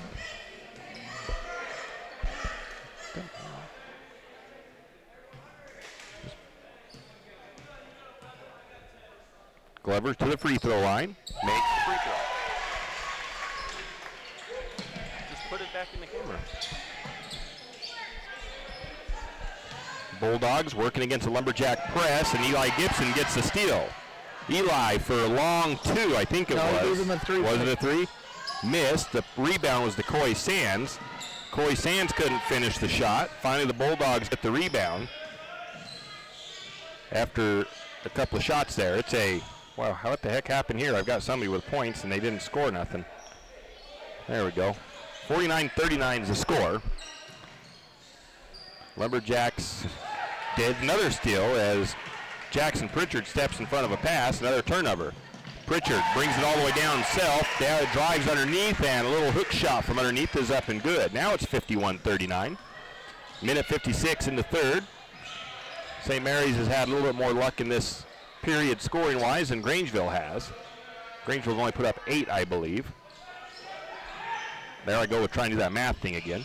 Oh, stop, Tim. Stop. Into Dar down into Norman, now back out to Dar. Dar looked like he was going to think about a three, decides not to. He's guarded by Coy Sands, and Coy gets, I think Coy lost his footing a bit. He goes down and ends up tripping Dar. Coy it was completely incidental, but the ref didn't seem to care. It has to be a foul, nonetheless. Well, I've seen guys get tripped up and fall down and take the ball handler down with them before and not get a whistle, so I don't know how they do it. I don't. You just never know what you're going to get sometimes. Exactly. But nonetheless. Caden Hammond comes in for Sands. Jackson Pritchard's also come out, and I think it was, well, I'm not sure who checked in for Howard, or for Hammond, or for Pritchard, I should say. It was Lohman. Was it Lohman? Score 51-39, a little stoppage here as they clean up a wet spot on the floor so nobody will fall down. 3 fouls for St. Mary's, 4 for the Bulldogs. Bulldogs getting set to check it in from underneath. And that is Colby Kennedy going to be triggering it. Up top to Dar. Dar gets open. They're trying to now feed it inside, and it's a bad pass. Whoever Buell comes away with, they threw it right to him. Gibson has it, brings it down to Lohman. Lohman feeds it inside to Howard. Howard gets mugged underneath. Nice pump fake by Howard from underneath, and he'll go to the free throw line. Again, I think that's his 4th. Clock only has him for 3. Huh. Oh well. Howard's first free throw. That one looked beautiful, but it was off just a little bit to the far side of the rim. Howard 4 of 7 from the stripe. 57%. That one's short off the rim. Oh, that's foul. Tyler Lohman. He was trying to straddle the line, the Grangeville player, and he lifted his pivot so he wouldn't step on it. That was Norman that did that after Tyler Lohman affected that basically because he tried to crash the boards. Inbound to the top to Buell. Buell, thinking about a three, decides to feed it to Howard. Howard mugged that time and no foul. The ball goes out of bounds off of Grangeville again, though. Coach Chase is saying, how was that not a foul? Inbound to Howard underneath again. Howard pivoting. And he gets pushed, and that time that was less of a foul than the other one. Howard goes back to the stripe. Good grief. I feel bad for teams that St. Mary's has to play that don't have no bigs inside because it's Dan Howard's a handful inside. Cashmere Hills is home, and that's his 4th, and he's going out now. Yeah. Well, that's what I mean, though. Grangeville has a couple of big players, but there's going to be some teams, and has been some teams, that don't have any size. And the body that's come in for Cashmere is nothing compared to what was just in there. Glover Buell checks out. And that's not to degrade Mr. Vanderwall, who just came in for him. Bassett checks in. No, Vanderwaal's a tall kid. He just doesn't have the body size. Oh, that one going to kiss the rim and roll through. 53-39. St. Mary's able to stretch that lead back out. Give themselves some breathing room here. Bulldogs on a bit of a dry spell. They have it on the wing. They get him trapped for a second. That's Vanderwaal. Then they get it to Kennedy, who tries for a shot. It's a floater. It won't go. And I'm going to give Caden Hammond the rebound. Down to the corner to Pritchard. Pritchard kicks it back out to Hammond. Hammond for three, no good. Howard on the rebound. It's no good on the putback. And then finally the Bulldogs on the rebound. They take it the other way. Blake Dahr working from the corner, kicks it to Vanderwaal. He's asked to work against Howard, and they're going to call a foul. I think that they pointed at Hammond. They gave it to Howard, though. Did they? I thought the 5 was in the wrong. They always give it to the big guy. No, no, that's 14. 1-4. Okay. I gave that. I didn't even see Tyler Lohman in the area. Howard's going to come out. 59-33 is the score. Back to Kennedy. Kennedy puts it up and good. 12-point lead for St. Mary's. Caden Hammond brings it down. 17 seconds in the third. Playing for the last shot here. Caden Green, Mikey Bassett in for St. Mary's. Going to get the Twin Towers look of a screen, and Hammond loses it as the Hammond's defense. wondering why wasn't something called there. Yeah. I would have to ask the same thing. A shot, yeah, as he got basically pinched between the two defenders. The clock comes to zeros for the third period. 53-41 the score with the Lumberjacks on top. We'll be back in 1 minute. Have you ever noticed that some companies are around for decades and you really don't notice them until you actually see them? Kenneth Bechtel Trucking is one of these. Kenneth Bechtel Trucking has been a fixture in St. Mary's for decades and still is a community-involved business. Take the time to thank these entrepreneurs that quietly make it on their own and make our community all the better for it. Kenneth Bechtel Trucking. Give them a call today at 245-7209. Kenneth Bechtel Trucking, a community stable and Lumberjack supporter. Good luck, Jacks. Cold weather's here, and 10th Street Lumber will help keep you warm. From super premium pellets to energy logs and fireplaces, 10th Street Lumber is your heating headquarters. North Idaho energy logs and stove pellets are the best of the best. 100% natural with no chemicals, and they burn cleaner, hotter, and longer. If you need a new stove, 10th Street Lumber is a proud Kuma stove supplier.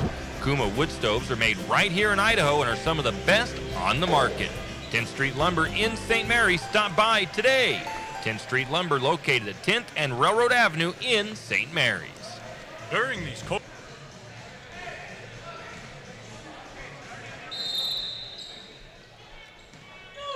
And we're back. Lumberjacks holding on to a 12-point lead starting the fourth period. Duffield has the ball on the wing. Back to the top to Bassett. Bassett looking to feed it inside, throws it away. Can't throw it into traffic like that. Dahr has it at the top. He's going to step in, kicks it out instead of taking the shot. Now around the horn. Shu drives, bounces it down along, and it's going to be a turnover on Grangeville as Shu was trying to pass it off, and it got into his hands again as he was stepping out of bounds. Bassett comes out for the Lumberjacks as Caden Hammond comes back in. Jackson Pritchard brings it down the floor for St. Mary's. Well, only thing I can say is these teams face each other as many times as they do, it's going to get a lot tougher even going into the playoffs. Shot is up by Buell on a nice feed. It's no good. Rebound to Grangeville. 53-41 the score, and the ball gets loose, and Caden Hammond looked like he got a clean save back in right into Dahr's hands, and Dahr, the Bulldogs get a, I don't know if it's a lucky break, but it was definitely a close call down there. Hard to call that one. Bulldogs working back around. They pass to Dahr. Dahr for three, no good. Dahr gets his own rebound on a lucky bounce, though. And Dahr drives. Shot is no good, but he will be fouled. Foul number 5 against St. Mary's. That's number 3 against Tyler Lohman. Lohman has 3 points and 5 rebounds in this game. Dar's first free throw is no good. Hopped around on the left side of the rim a couple times and it fell off. Gibson comes in. Tyler Lohman's going to get a breather with his 3 fouls.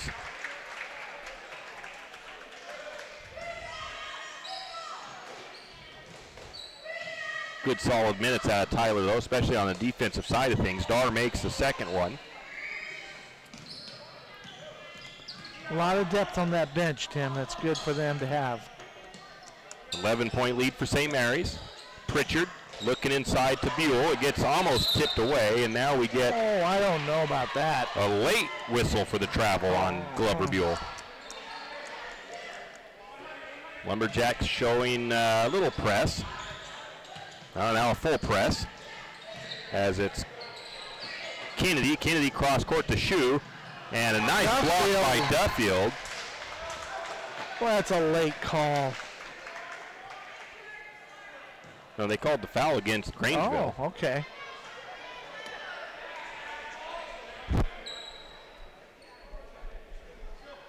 Duffield had the rebound after the block shot, and then Duffield got fouled. That'll be number 4, or 7, I should say, against the Bulldogs. Number 4 against number 12. That's Fry. And Duffield goes to the free throw line for the first time. And can't get the free throw to fall in. Rebound to Grangeville. Lumberjacks trying to get the defensive pressure on. Duffield, another good defensive stand. The shot is up and no good. Hammond on the rebound. Lumberjacks back the other way. And Lumberjacks lose the ball out of bounds, it looks like. 9 turnovers for St. Mary's. Not a bad number of turnovers, but they've had a couple of them here lately that have been quick ones. Lumberjacks again into the press. Eli Gibson trying to get the steal on Dar. I have a feeling Gibson's going to be a pretty good point guard once he hits his senior year, as well as a good defender, because he already is. He's just a freshman. Nice move by Dar. Can't get the shot to drop. And Duffield gets the rebound.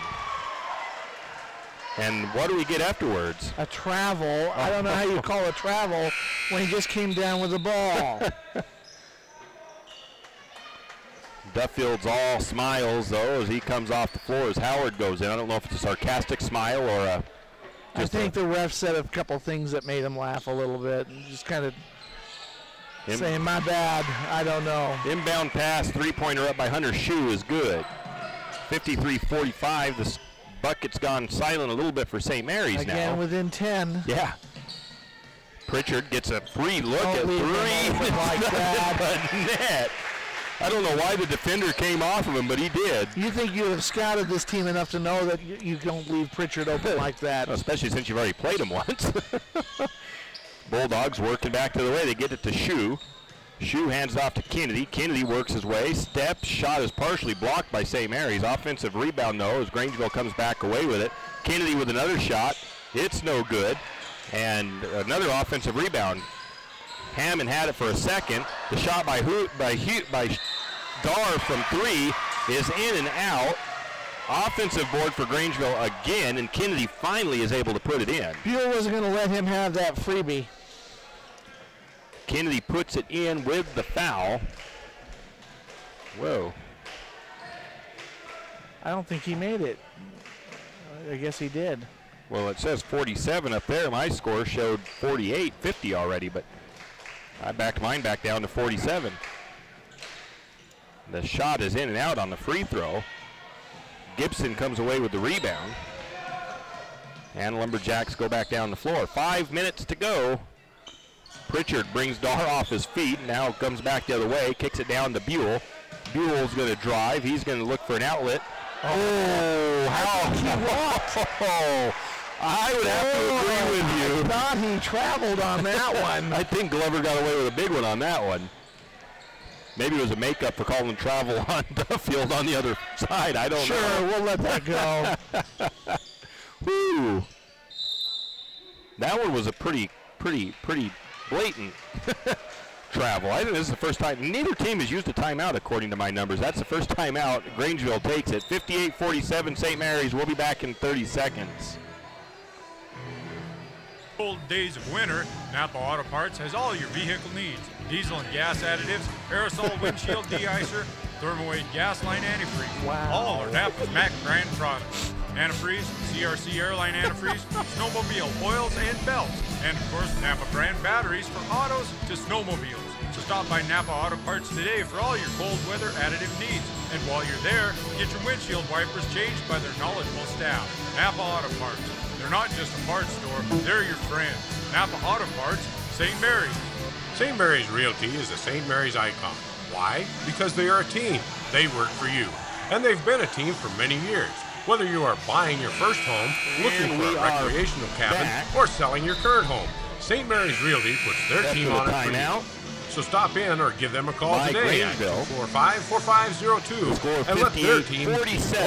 That's St. Mary's Realty at 726 Main Avenue, St. Mary's.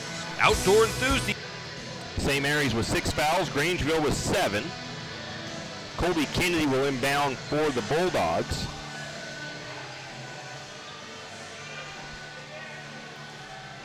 As they direct some traffic around. Inbound pass comes into Dar. Vanderwall grabbed it, but I'm pretty sure it was intended to go to Dar. Dar to Vanderwall. Vanderwall guarded. Back out to Dar. Kennedy for 3, off the mark. Howard goes up strong for the rebound. St. Mary's brings it back down the floor. Coy Sands up top. Coy works his way to left and right, now gets it to Pritchard. Pritchard on the wing on the left side, now to Howard. Howard to Buell. Now over to Gibson. Lumberjacks bringing out the patience game now. Howard has it from Sands, and a nice spin move up and good by Howard.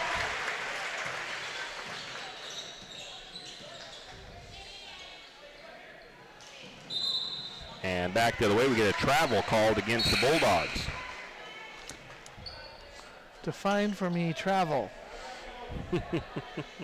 Although that one looked like one, but no less. His was nothing compared to what Mr. Buell got away with.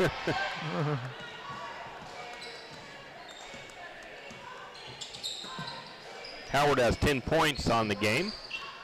Buell tries to feed it in, and I thought that might have came off of Cashmitter's fingertips, but it did not. As Dan Howard, they say, is the last one to touch that one. A little bit high on that feed into Howard. Score 60-47. The Jacks up by 13. Decent little lead for them with 3 minutes to go. Dar has it on top. He gets a look at 3, and that one's going to be no good. Ball's tipped around. Howard comes down with it. I was going to say, if you're going to let Dar take open 3s and knock them down, that lead's not going to stay that way very long. Coy Sands has it on top now for the Lumberjacks. He's going to kick it out to Pritchard. Pritchard feigned the 3-pointer, now out to Howard. Surprised Howard's not taking no 3s right now. Buell has it. I'm happy he's not. Nah, he's fun to watch shoot 3s. Now out to Howard. Howard, jumper, it's no good. Rebound to Coy. Coy got his own rebound, kicked it out to Pritchard for 3. Jackson Pritchard, 4 of 9 from 3-point range. 20 points for Pritchard. Nice ball movement by the Bulldogs the other way as Dar feeds it to Fry, and Fry puts it up and good. 63-49. Now Howard gets a 3-pointer. Oh, it's just off the back of the iron. Rebound to the Bulldogs. And then nice pass right to St. Mary's. Turnover by the Bulldogs, and a timeout taken, I believe, by Coach Chase. 30 seconds. It's a 30-second variety. We'll keep it here. Hey, I know Dan can make them. Not to be critical, but I haven't seen one yet. I have. Oh, man, I dropped a Skittle. Oh, life is over now. How am I ever going to survive? Marshawn Lynch will find it later if he comes by. Oh, man, what a game it's been. Well, St. Mary's has pretty much been in control. They got up to an 18-9, then they let themselves fall behind by a point. Then after that, St. Mary's been in pretty much control of the game. Grangeville's is really scrappy. You can't play them in district now and think you can just walk away with a victory, though. Yeah. St. Mary's scored 19 to Grangeville's 10 in the third period. Currently, it's a 10-8 run in favor of St. Mary's. St. Mary's will inbound from side court down on the far end of the floor after the timeout. 2:17 to go. Lumberjacks with a decent lead now, 63-49. Coy Sands brings it. Gets it to Pritchard, now back across to Hammond. Dan Howard is checked out. Duffield has come in. Now Hammond's going to drive, kicks it out to Duffield. Duffield to Pritchard, now back out. Being very patient with the ball right now, looking for the right shot. Sands into Buell. Buell's drive, shot off the glass hard, no good. The rebound was to Duffield. Duffield couldn't get the shot to go, and Duffield was bodied around a little bit. Nothing called there, and then we get a whistle the other way. The ball was out of bounds off of Grangeville. Yeah. That'd be turnover number 20 against the Bulldogs. St. Mary's with 11. And again, that's where the difference was the last game. For a lot of it was the turnovers. Nice movement there as Duffield had a nice look. Got the offensive board, put it back up again. Hammond. And couldn't get that one to go, and then Hammond's going to get a foul. Bonus. That's Hammond's third foul. Because that was the biggest difference in the game that I noticed last time in the stats was the fact that Grangeville just had more turnovers than St. Mary's did. I think this one it's pretty close to the same type of a deal.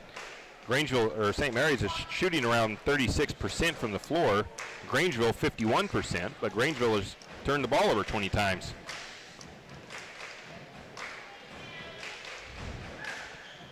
Shot is in and out for the free throw. Offensive board putback was no good. Another offensive board, and that putback is good. By Vanderwall. Vanderwall. 12-point lead for the Lumberjacks. Just about a minute to go. Over the top to Glover, or to Coy. Coy backs it back out to Hammond. Hammond to Pritchard. Back out to Hammond, around the horn to Coy. Coy in no man's land out there. Now back on the wing, into Buell. Buell, nice jump shot with the assist from Pritchard. 21 points for, wow, that's 21 points for Buell and 20 points for Pritchard. So I'll get it right yet. Been doing it tonight, haven't they? That shot in and out by Cashmitter, gets his own rebound. The putback is good. Boy, he is strong. And the rebound is good, and the foul against Mr. Kevin Duffield shows his number 3. This is fourth. Or fourth, yeah. Caden Green checks in.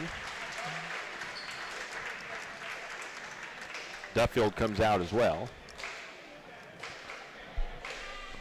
That'll send Cashmitter to the charity stripe. So what was the final score last time St. Mary's played these guys? 61, it was 75-61.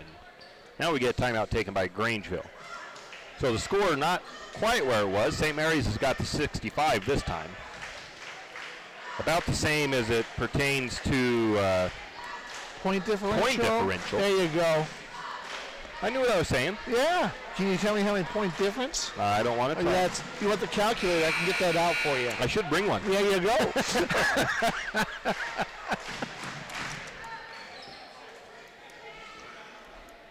12. Good. Did you? That was easy. I should have figured that one out. You took your shoe off and count the 2 toes, didn't you? Maybe.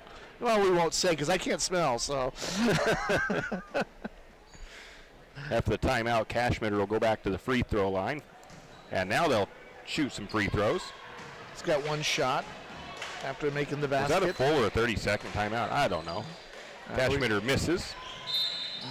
Ball out of bounds on the rebound. St. Mary's will get it. Vanderwall with the foul. Oh, it wasn't out of bounds. It was a foul. Who goes to the free throw line? Looks like it might be Lohman. Looks like it's Bassett. It's Bassett. You're right. Lohman's not in there, so how can he be doing that? Yeah. Well, Bassett's 100% from the stripe. Don't say that. Well, he hasn't. He's had maybe like 2 or 3 trips since I've been doing in the games I've done. There you go. You got the jinx tonight. Well, I didn't try to. No. The rebound went to Grangeville. Dar has it. Dar drives. Nice move by Dar. No good on the shot. Pritchard gets the rebound. Then he has the ball stripped out of bounds out of his hands. By Cashmitter, who's played a good game tonight. Yeah. He's a strong kid. Bulldogs into the full court pressure now. Be interested to see what if he's going to play some baseball or something. Oh, there might have been a possible check, but nothing called. 14 seconds on the clock. They really probably won't call much of a foul unless it's completely blatantly obvious. If it draws blood, you'll get something. Yeah. Lumberjacks just letting the clock run out now, and that's going to be into the game as the Lumberjacks come away with the victory, 65-53 over the Grangeville Bulldogs. That puts the Lumberjacks record at 12-3, 3-0 in the league. We'll take a 3-minute break, and we'll come back and wrap things up.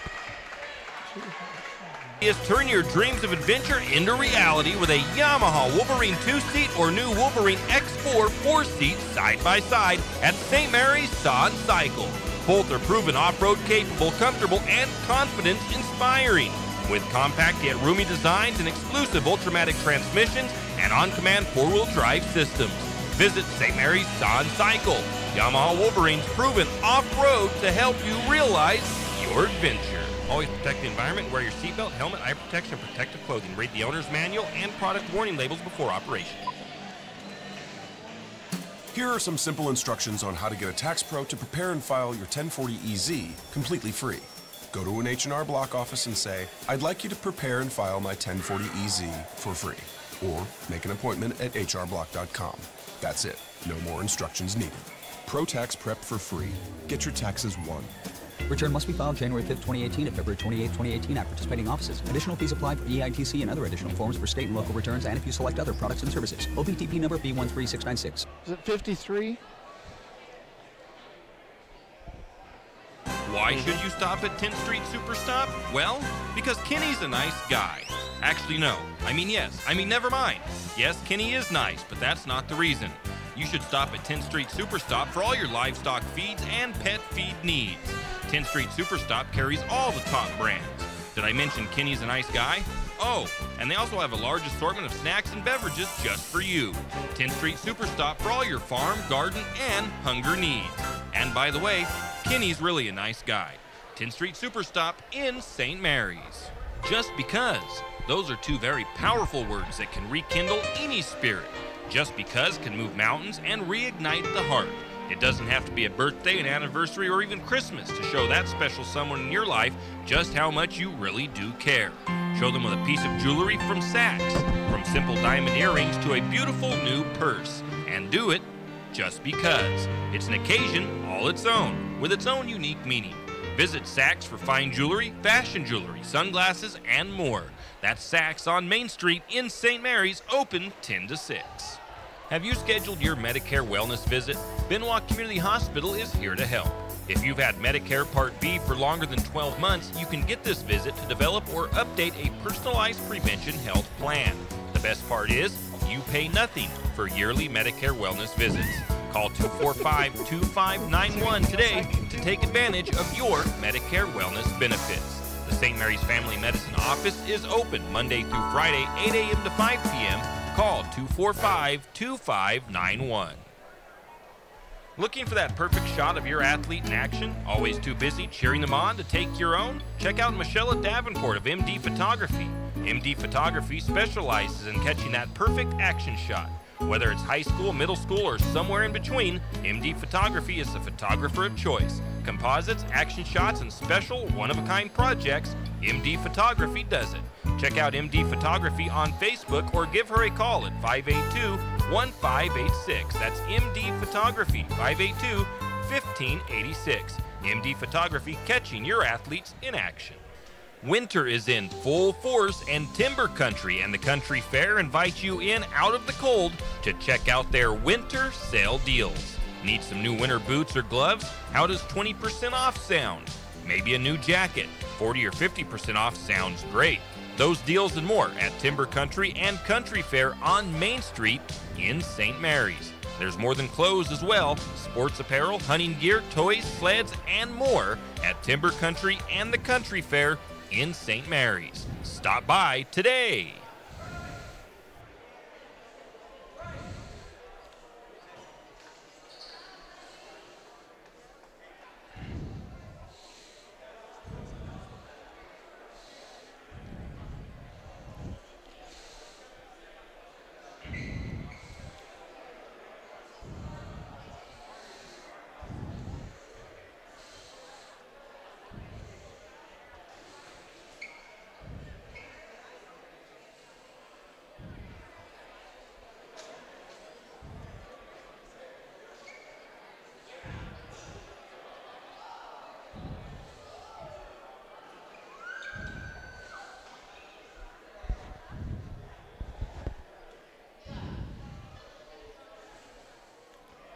And we are back as the Lumberjack boys defeat Grangeville 65-53, and both teams scoring 12 points in that fourth period of play. As a team, the Bulldogs shot very well from the floor, Clark. They were 56% from the floor, or 46% from the floor. They were 50% from two-point range, only 30% from downtown, and only 37% from the free throw line. That'll hurt you. That will hurt you. They also had 31 rebounds, 6 assists. They turned it over 20 times and had 17 fouls. All right, here's our scores tonight. Mr. Cashmeter ended the game with 17 points. He was our leading scorer for Grangeville tonight, along with Colby Kennedy with 11. And we pretty much shut down Blake Darr in the second half. He only got 1 point from the free throw line and finished with 8 points. Jacob Vanderwall with 6, and Kyle Fry with 4, and Hunter Shue, I don't know if I mentioned before, he had 7 himself. So that totaled up for the points. Grangeville's a scrappy team, Tim. They fought very well tonight, and St. Mary's cannot go into district and just overlook this team and think that it's going to be just an automatic win. Nope, nobody can. That's going to be for sure. St. Mary's, they shot 36% from the floor, 38% for two-point range, and 32% from three-point range, 63% from the free throw line. St. Mary's with 36 rebounds tonight, 11 assists, 8 steals, 2 block shots, 11 turnovers, and 17 fouls.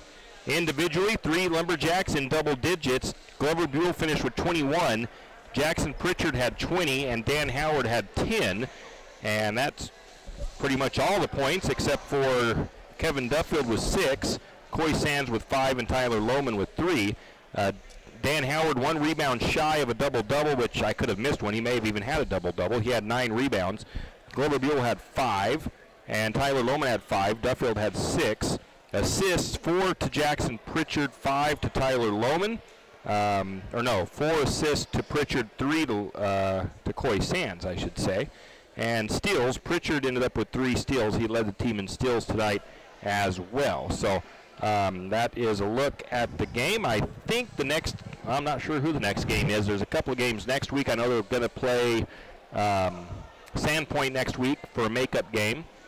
And that's the only game I know right off the top of my head. I could probably look it up on my phone real quick. But we'll get those schedules to you on Monday, let you know everything that's going on. But I really think that there's not a whole lot of basketball action next week. So, but we'll let you know all of the schedules. Some good games tonight here for both teams, for all the teams. So it's going to be fun district tournament coming up for the girls, as they've got 1 regular season game left. Districts for the girls in Genesee, and I thought the boys was at Troy, but I did look on Idaho Sports. They say Genesee for the boys as well. So I'll get clarification on that. We'll find out. In any case, thank you, Clark. Been a pleasure being here. Thank you to Sandy for running the camera, and Teresa back at the studio on the board. We'll see you next time for our next game broadcast, and we'll let you know when that is on Monday.